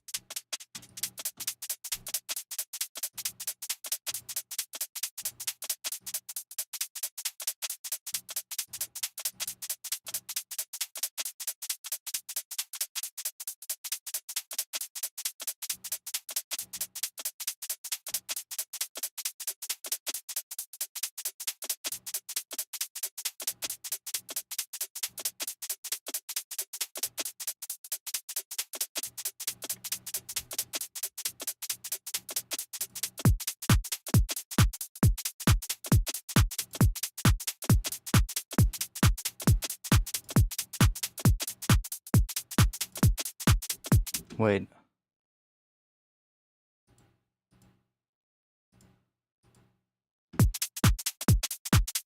I'm fucking stupid. I was doing it on the wrong one. Let's see what we get if we do it on here. It's gonna boost the same thing, but... yeah, then it's in the same groove.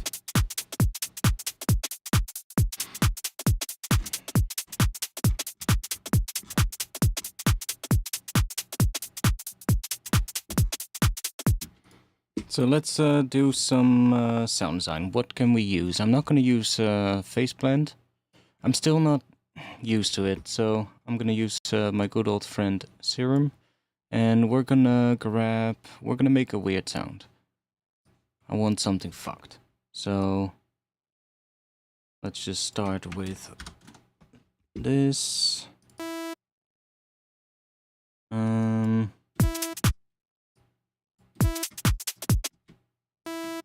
And let's add that same groove here so I can just do whatever.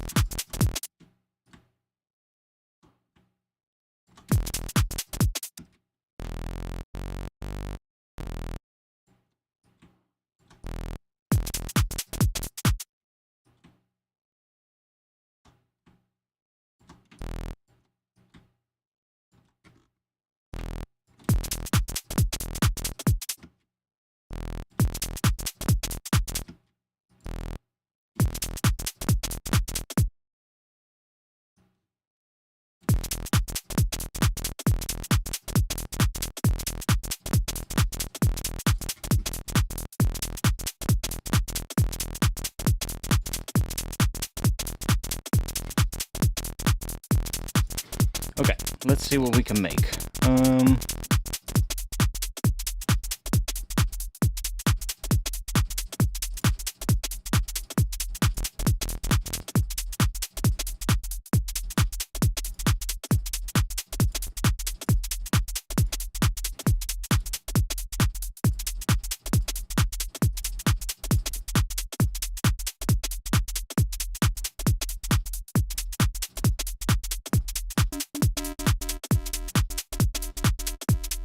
We're gonna really distort the hell out of it, so let's just do that maybe. And then we can hear what it does with the distortion, so... we just want to find something that sounds really cool with heavy distortion. And then if I have one patch that sounds cool, I can make like variations on that by simply just saying like, okay, here I want it to change, so here I'm gonna take these on a duplicate of it and just make a different version of it, right? But we just need to make one good one first.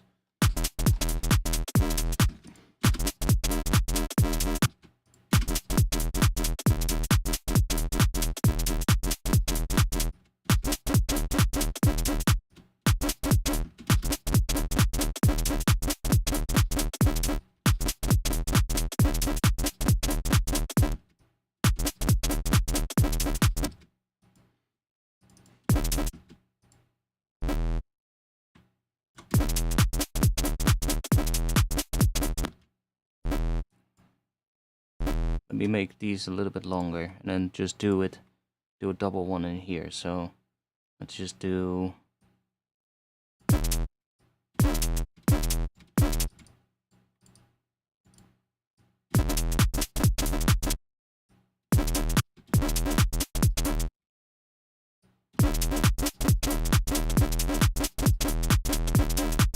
maybe we should have it synced if we do that. Bar. Let's do half. Yeah.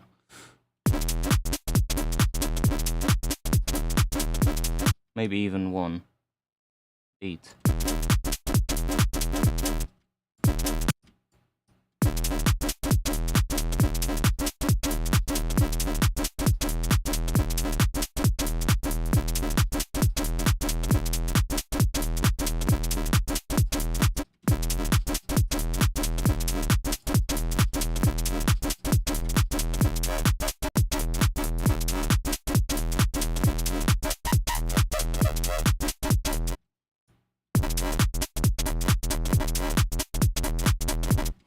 on that section. Where is that?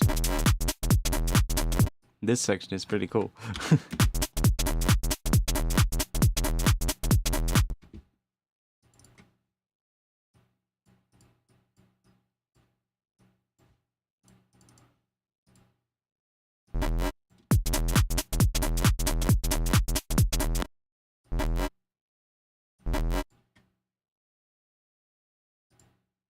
Yeah, nice little groovy moment, yeah.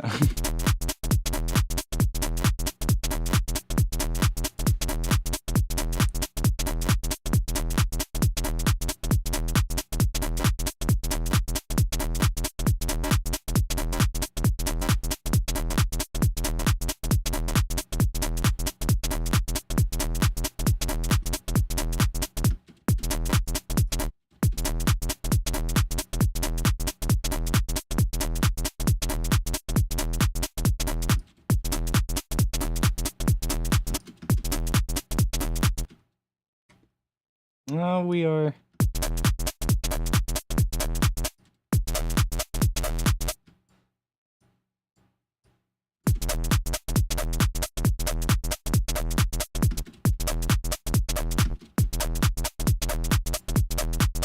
It's kind of cool.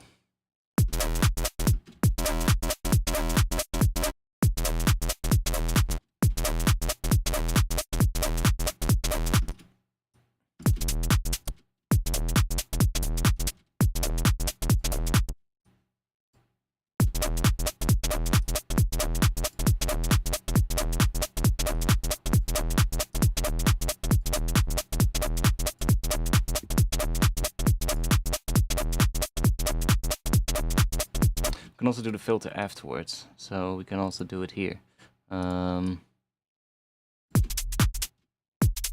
we're not going to get that really distorted sound. We can just...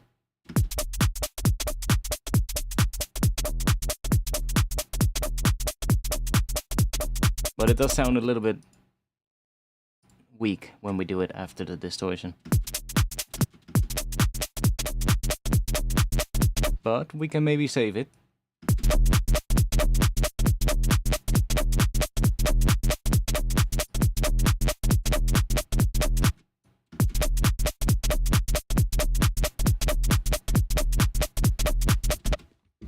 Almost sounds like it's two sounds.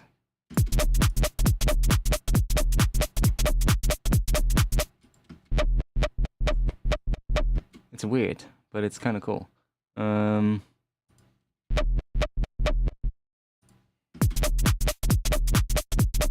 It's starting to clip on the track, so let me just...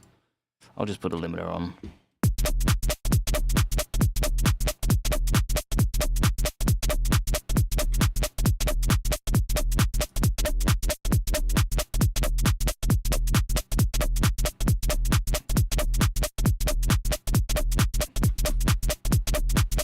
I just don't need to touch this LFO here, this first section. This one I can touch, but this one I just need to leave there because that one sounds really good.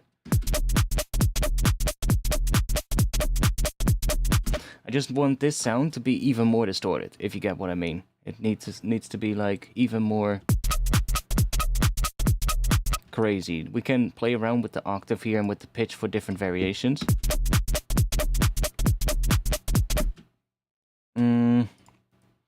I mean, fuck, we already used the filter, of course.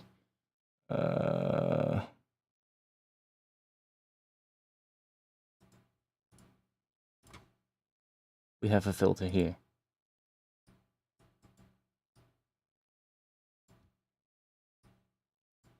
Let's use that one.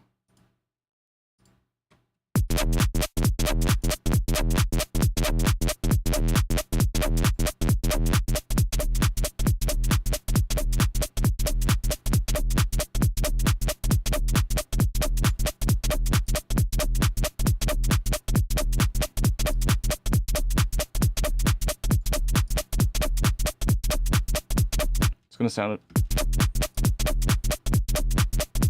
bit different, but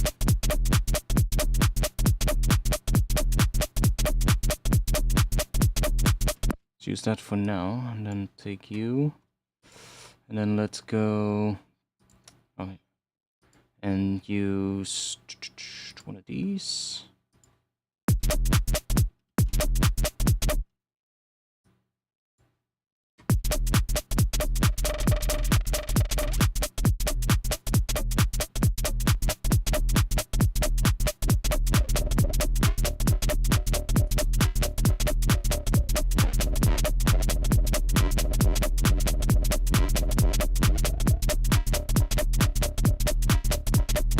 That's so weird.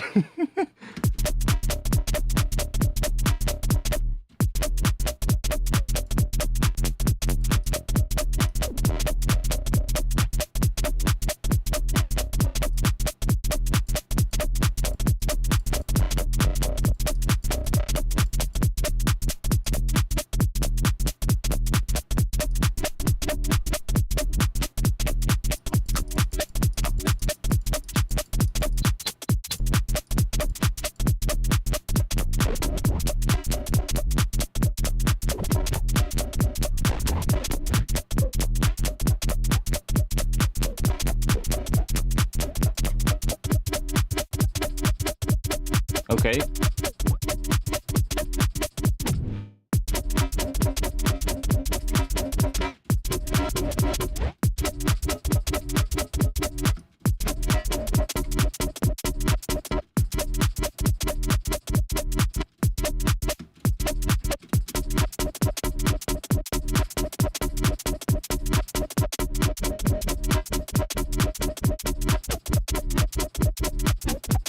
All-pass filters are always fun. Like, they change the timing of things, which...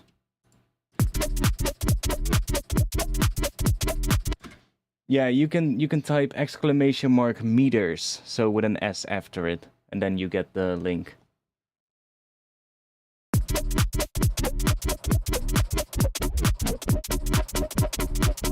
At least it should, unless the bot has turned itself off again. No, there you go.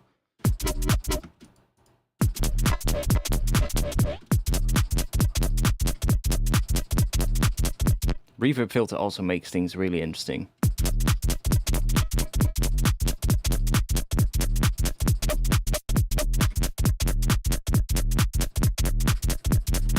Like, it turns it into a really dirty, but interesting dirty.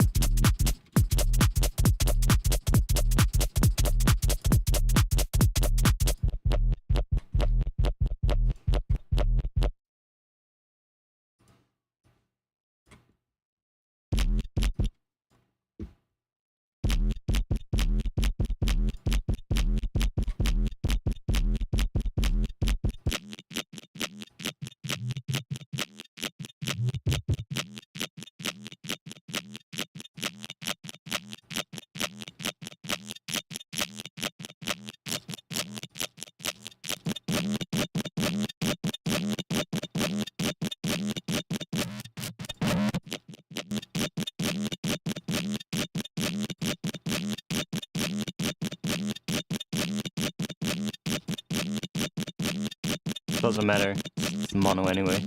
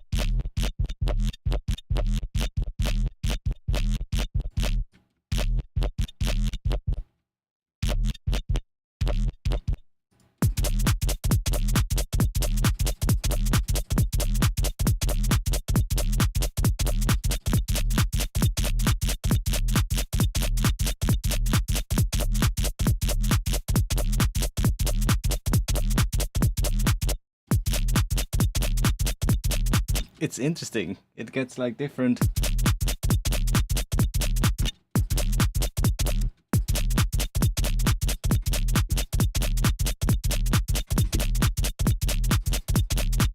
And if we now start messing with this one again.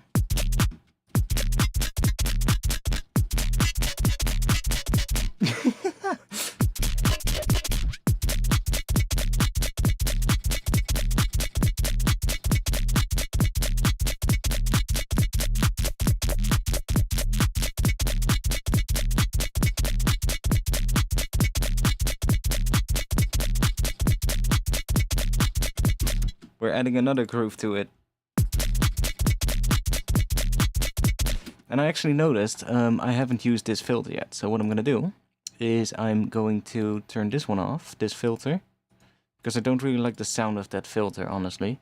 I'm going to just use this regular filter like I was doing before. So let's grab a low pass 12. No resonance. Just assign that to here. Just like the sound of that a lot more.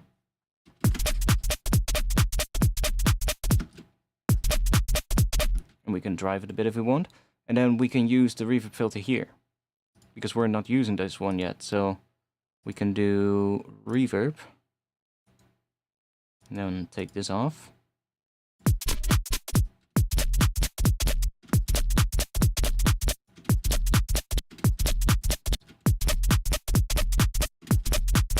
Or one of the other ones. Combs.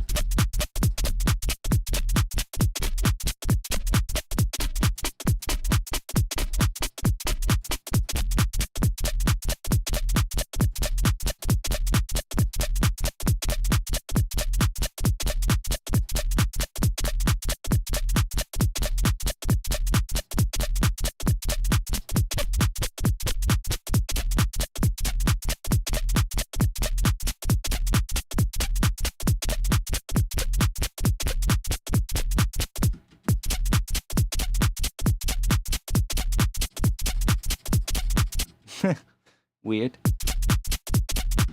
Now, it's just, it needs to be a lot more distorted with that, but...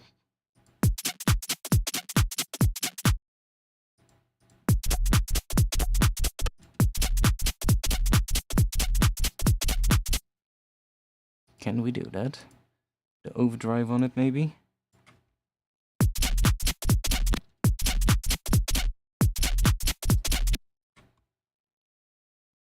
Not really. Doing what I wanted to do.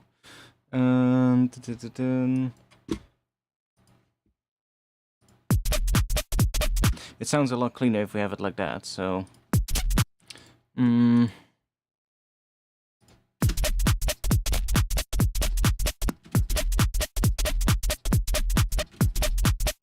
That reverb filter worked the best until now.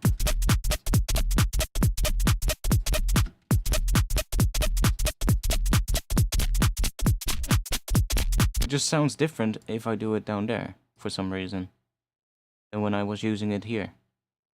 Which is weird, but don't know.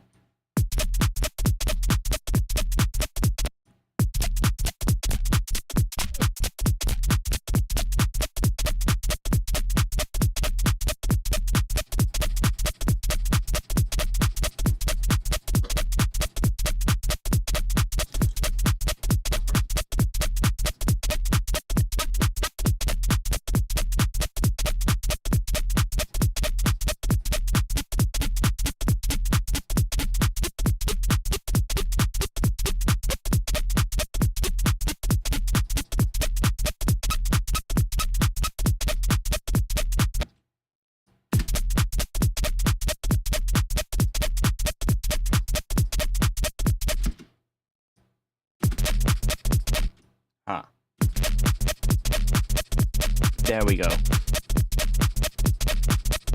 There's the distortion we were lacking. The filter was just down a little bit too much. And then it just becomes a bit too low passed in those gaps where there's no mid-range. But we just need to tip a little bit more. And then it's heavy. So... like so. somewhere around there, maybe.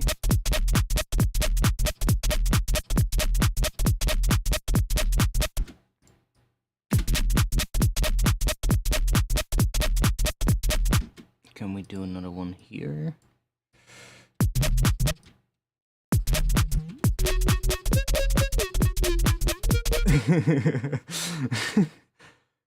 We need to do this on it.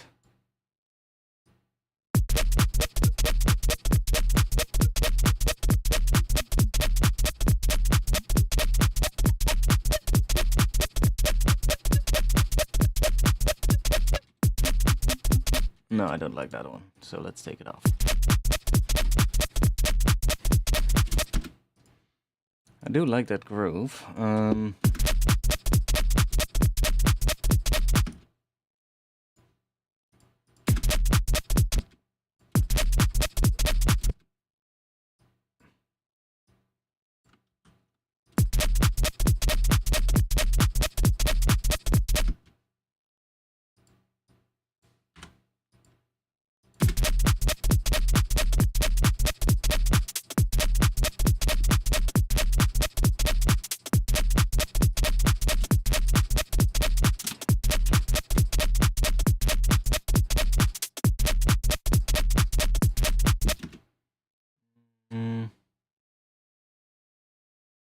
What can work to be nice to play with?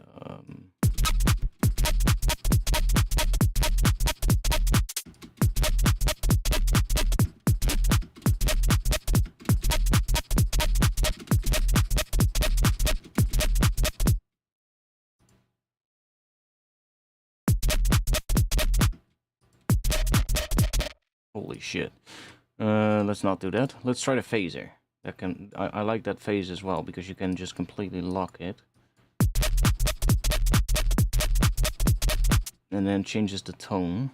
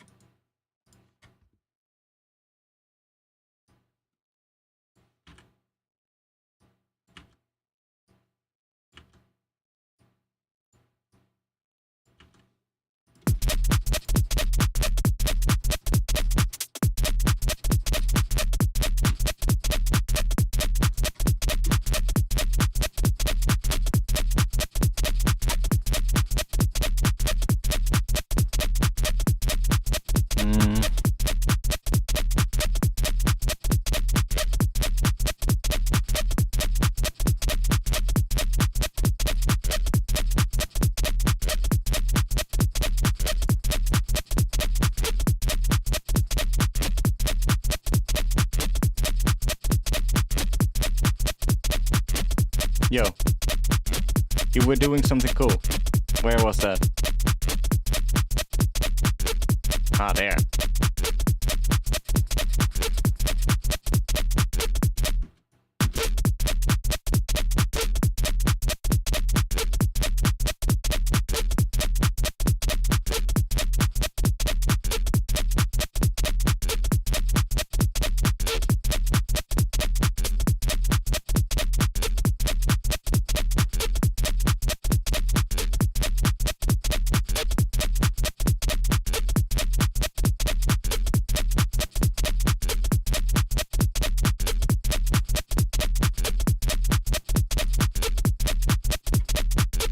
Okay. Got a variation at least. Where are we?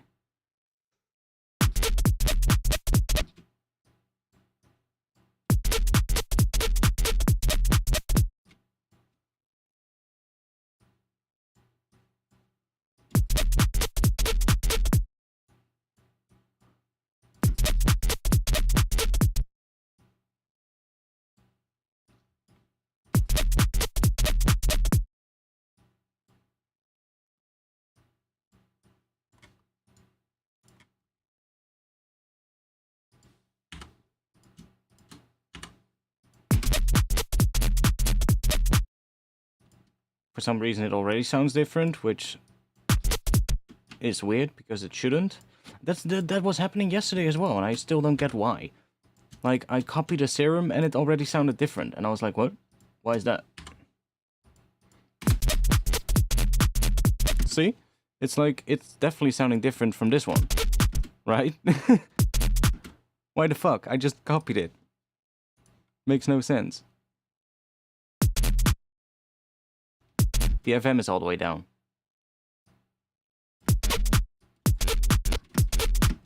So if we start messing with this one, let's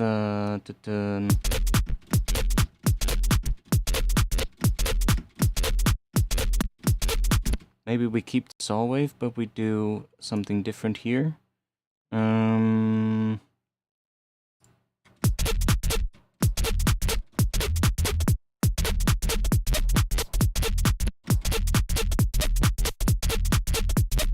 Yeah, that is gonna make it sound different though, so too different.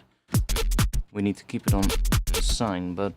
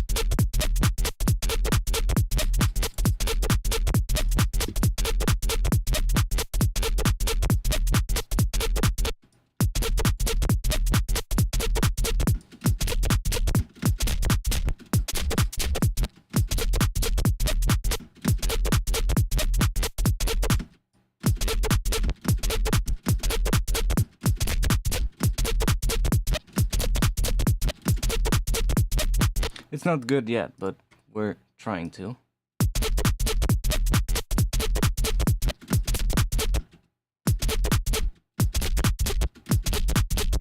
If we don't do this, just...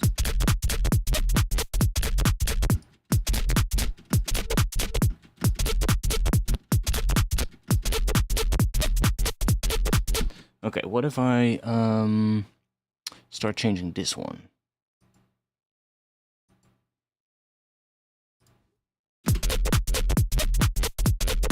Okay, that's probably gonna work better.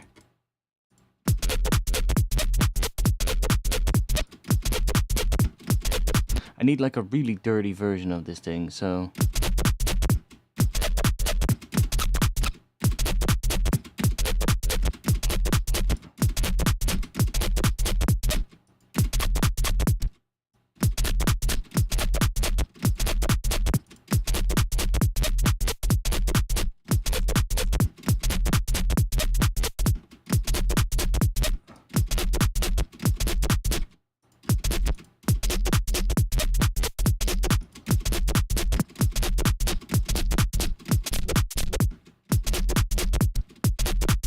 Like that does change the tone, so that's let's leave that on.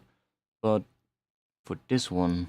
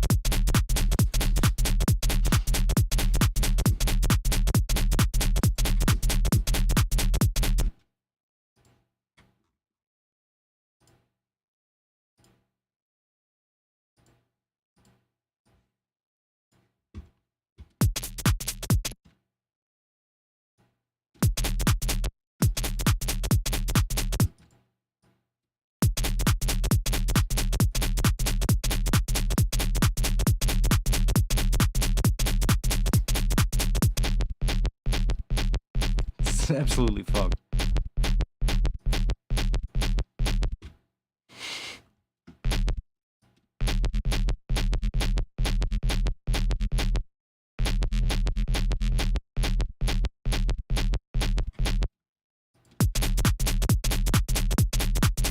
But in the mix, it sounds fine. So it's just not distorted enough as how I would like it.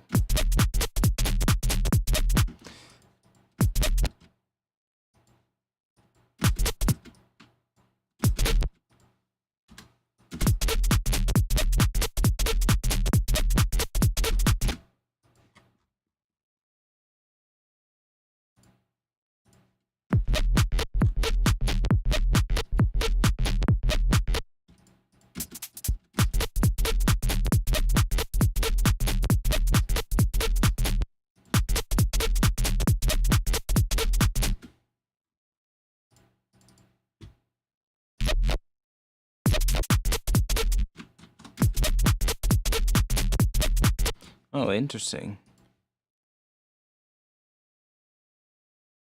Oh, weird. Okay.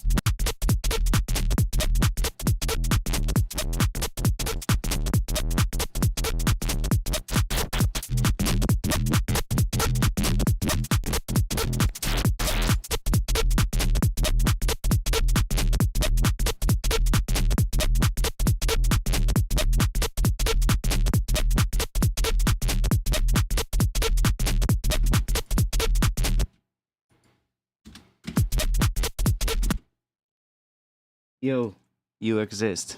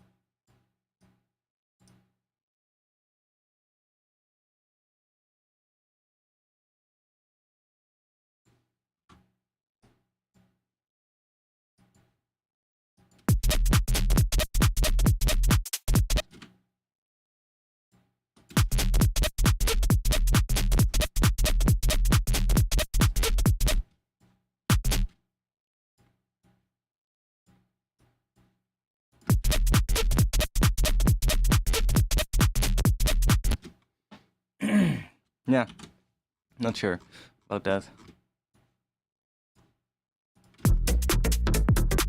Let's go back to this groove.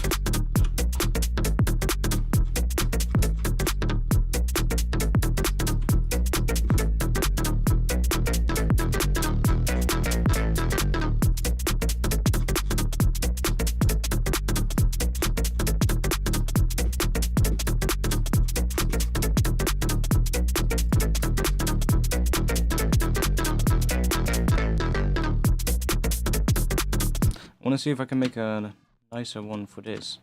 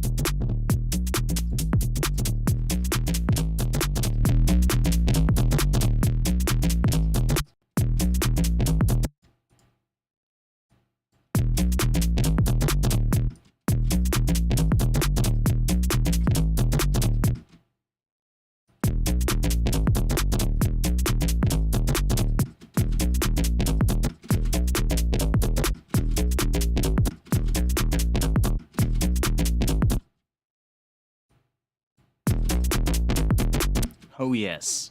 Before distortion, let's go.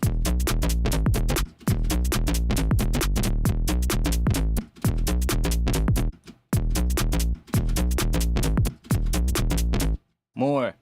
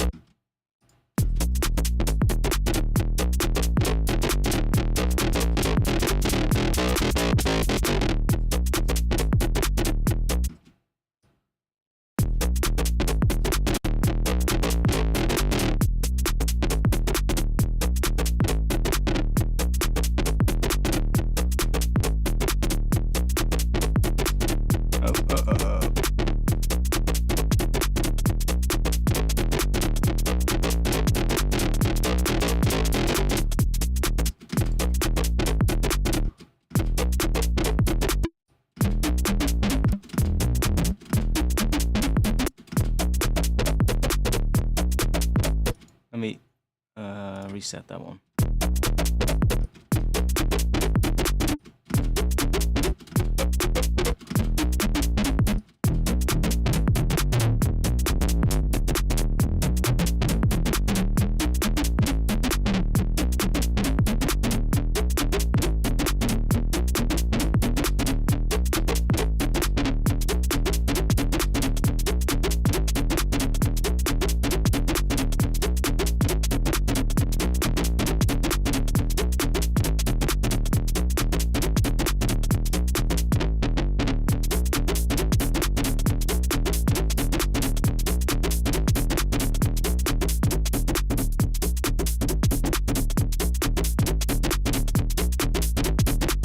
Okay, let's see.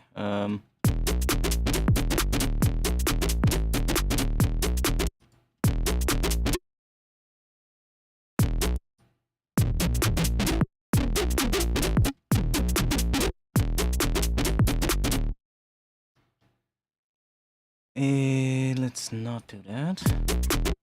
I wish we had... Oh, we have another filter. Fuck yes! Let's... Oh yeah, of course, because I turned it off.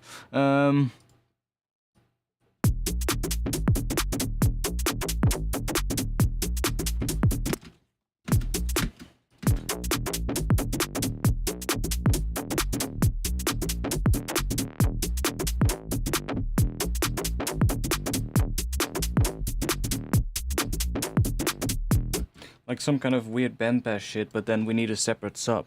So we might need to do it afterwards, so that we can split it.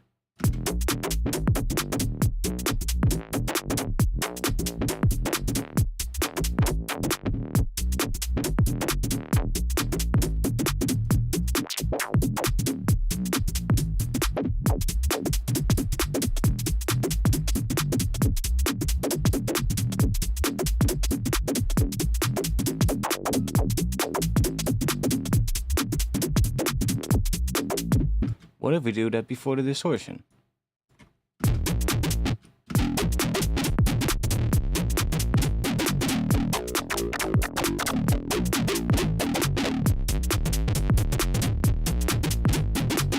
We got a mess, but...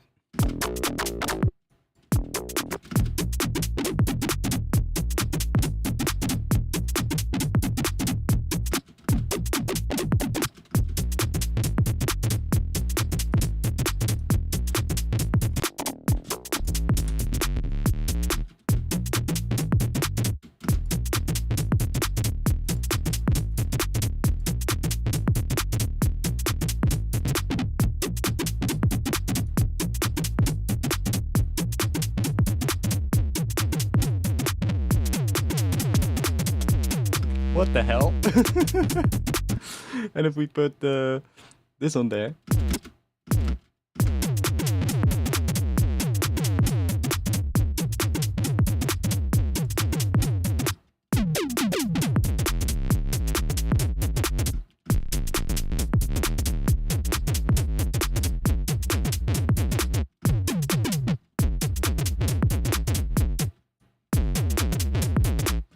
such a high resonance, it just starts modulating.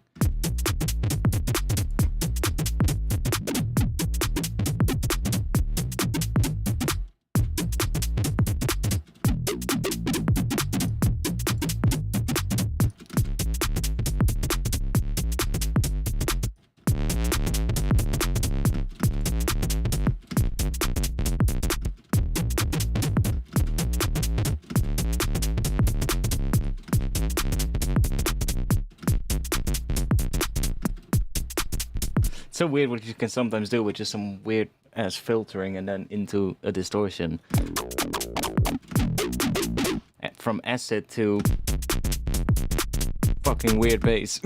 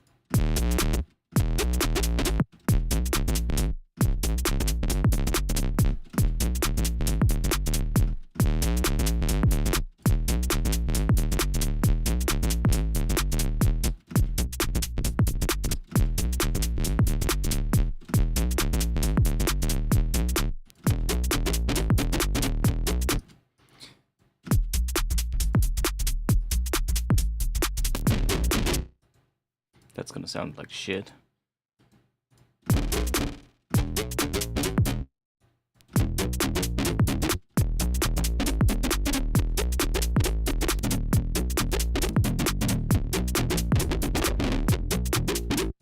Let's go back to reverb filter then.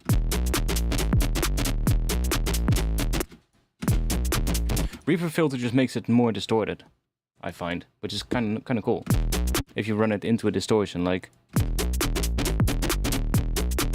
that's without, and then with, it just makes it, and then you get all kinds of weird shit down there.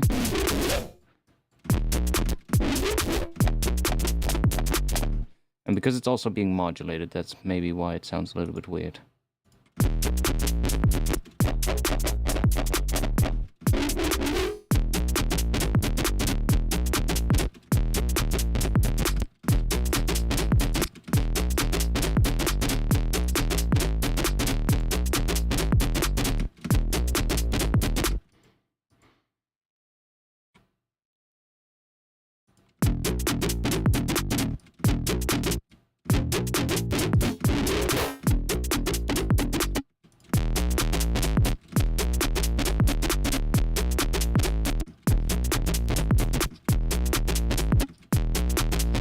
Comb filter also works really well.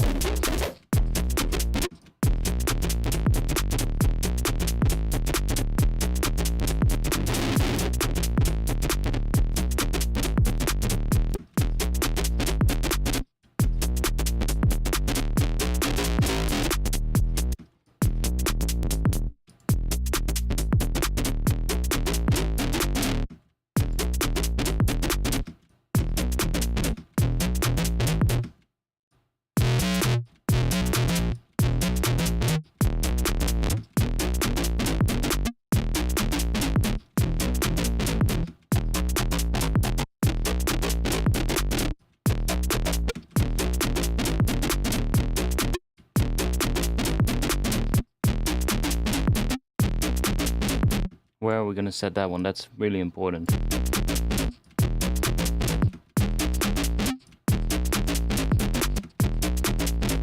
It doesn't have to be that loud, actually.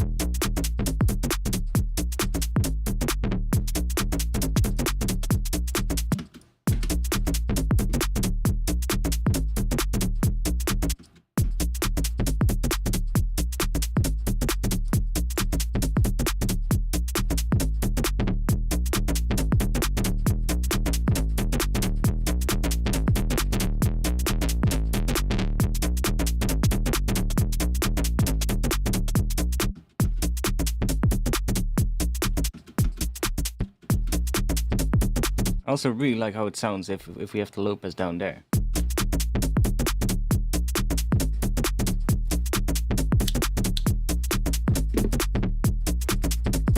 Yeah, exactly. It's gonna go down the cursed road.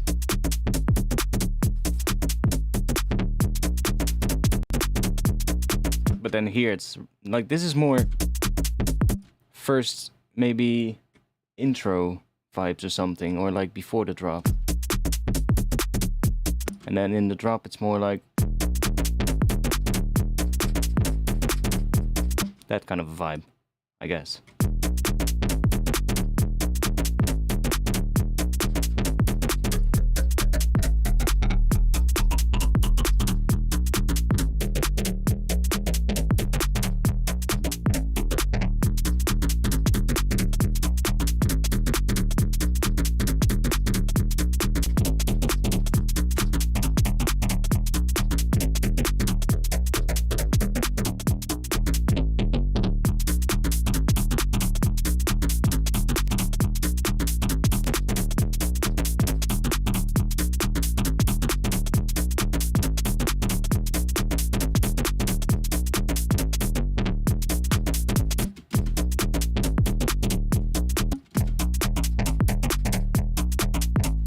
It's also a really good tone.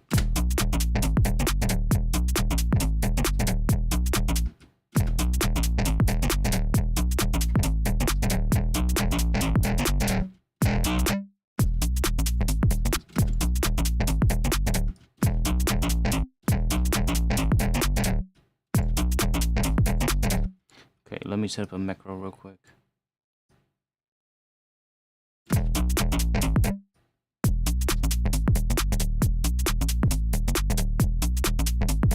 I need to do this the other way around. Fuck.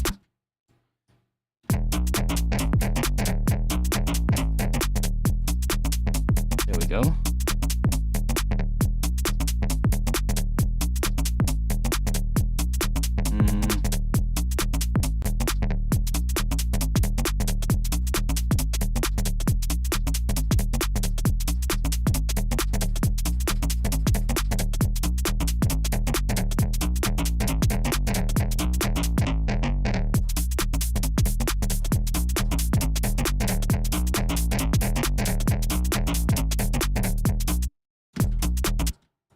No, I'm probably gonna automate them separate.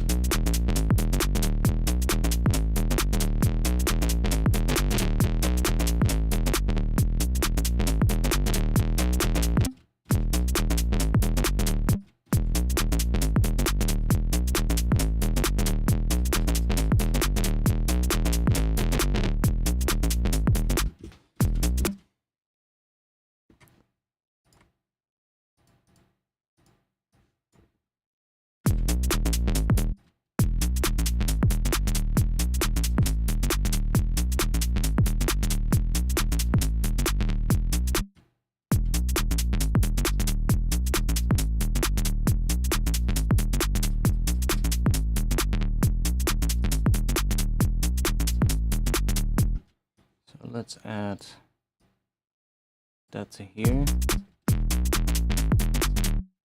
Yes.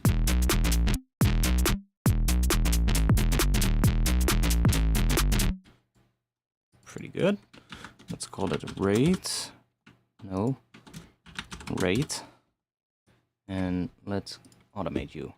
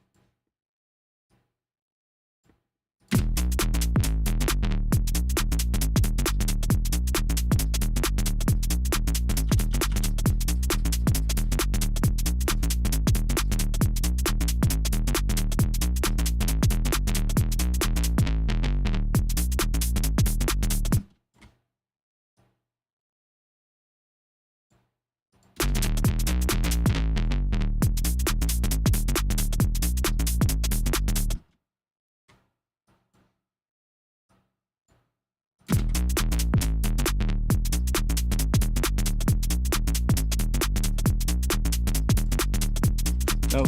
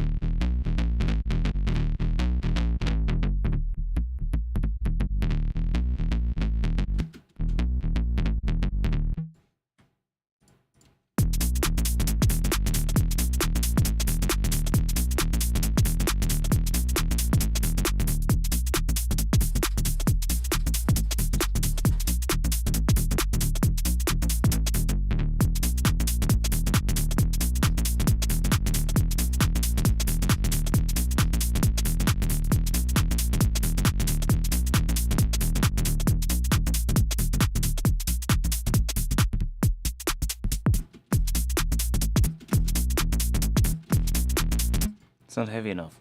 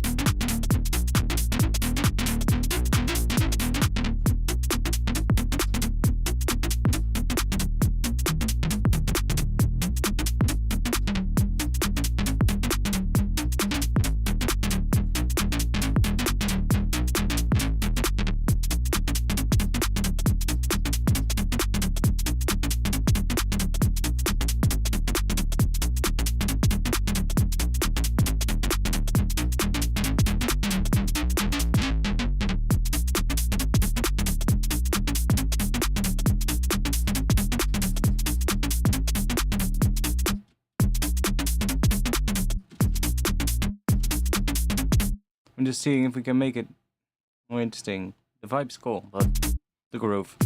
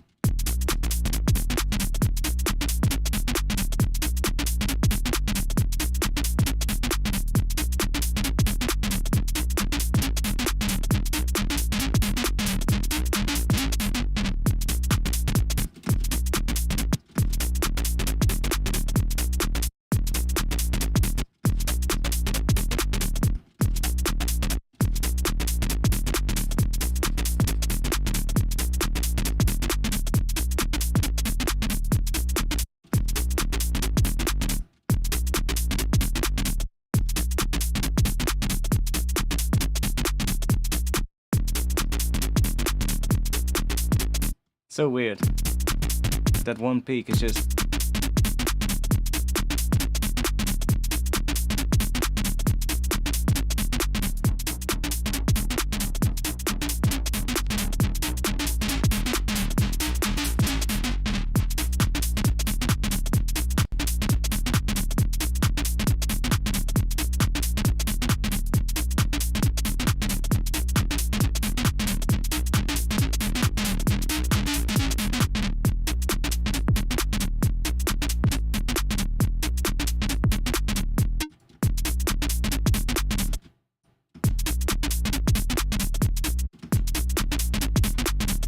Yeah, I know. I'm just seeing if I can make it even better.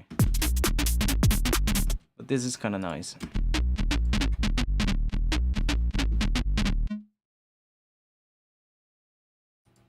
It's really distorted, but... Oh, I didn't meant to do a redux, but I guess we're gonna see what redux sounds like.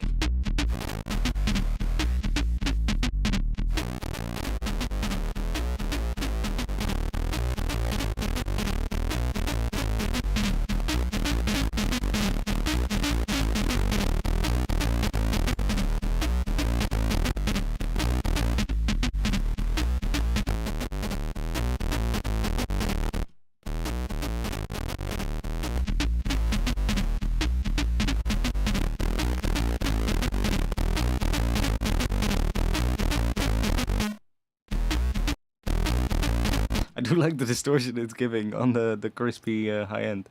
Like, could we...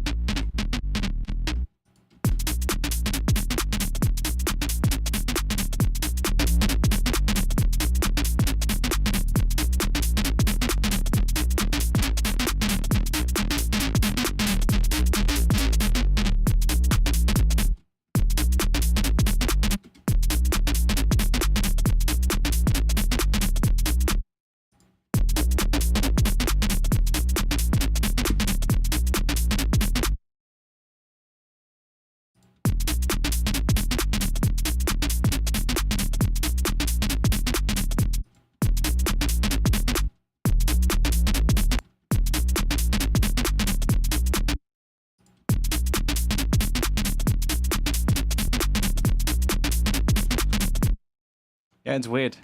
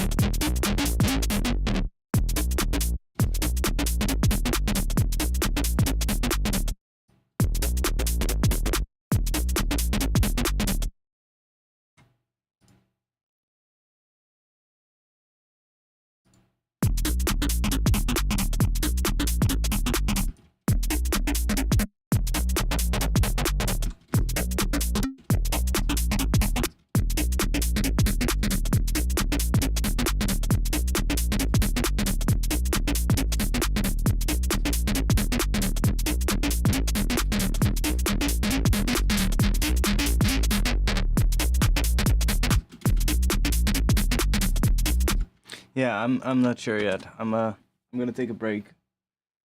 I'm gonna take a break.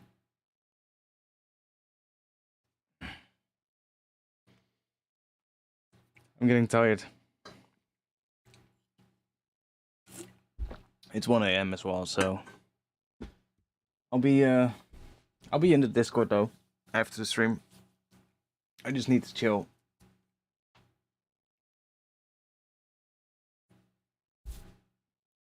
Yeah, I know it. I need to make a good patch for this one, for this pattern. And I guess like doing it separate over 2 layers could work. But I mean, I was just doing some sound design today. We do have a bit of a groove though. That's definitely cool. Like if we just go back to the old one. The groove itself is really cool. We just need to make a good patch for it.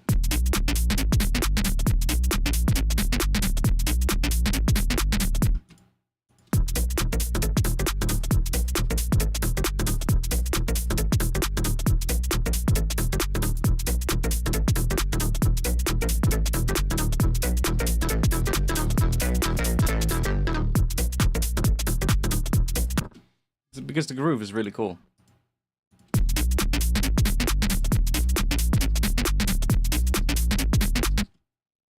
Thermal with stereo widening.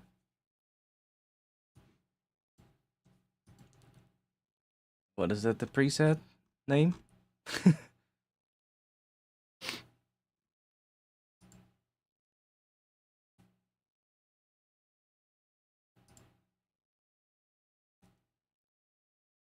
Or you just mean this one?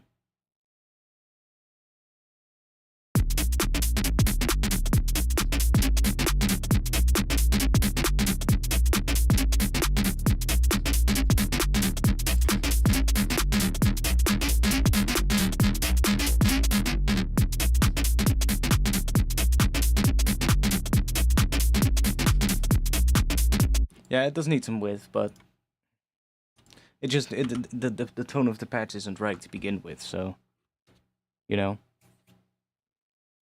It needs width, but I first need to find the right tone for the whole thing.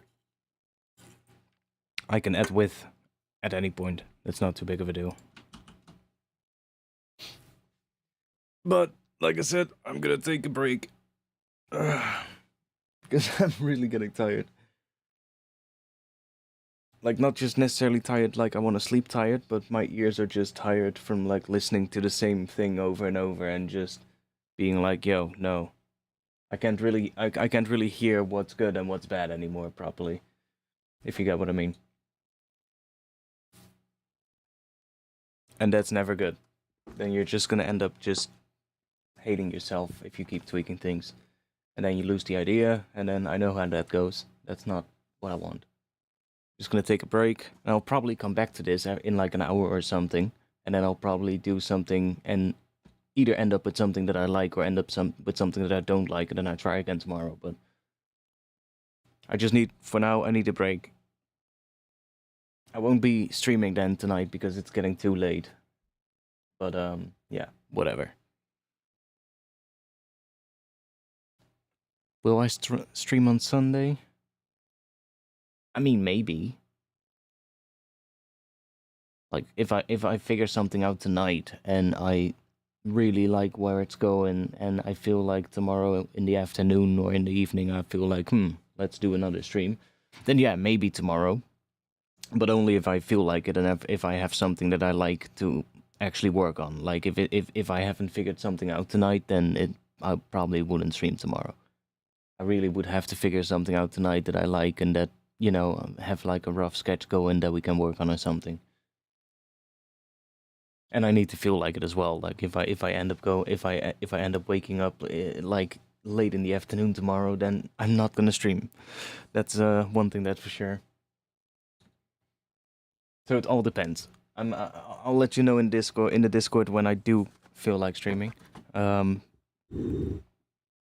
If not, then Friday 8:30 p.m.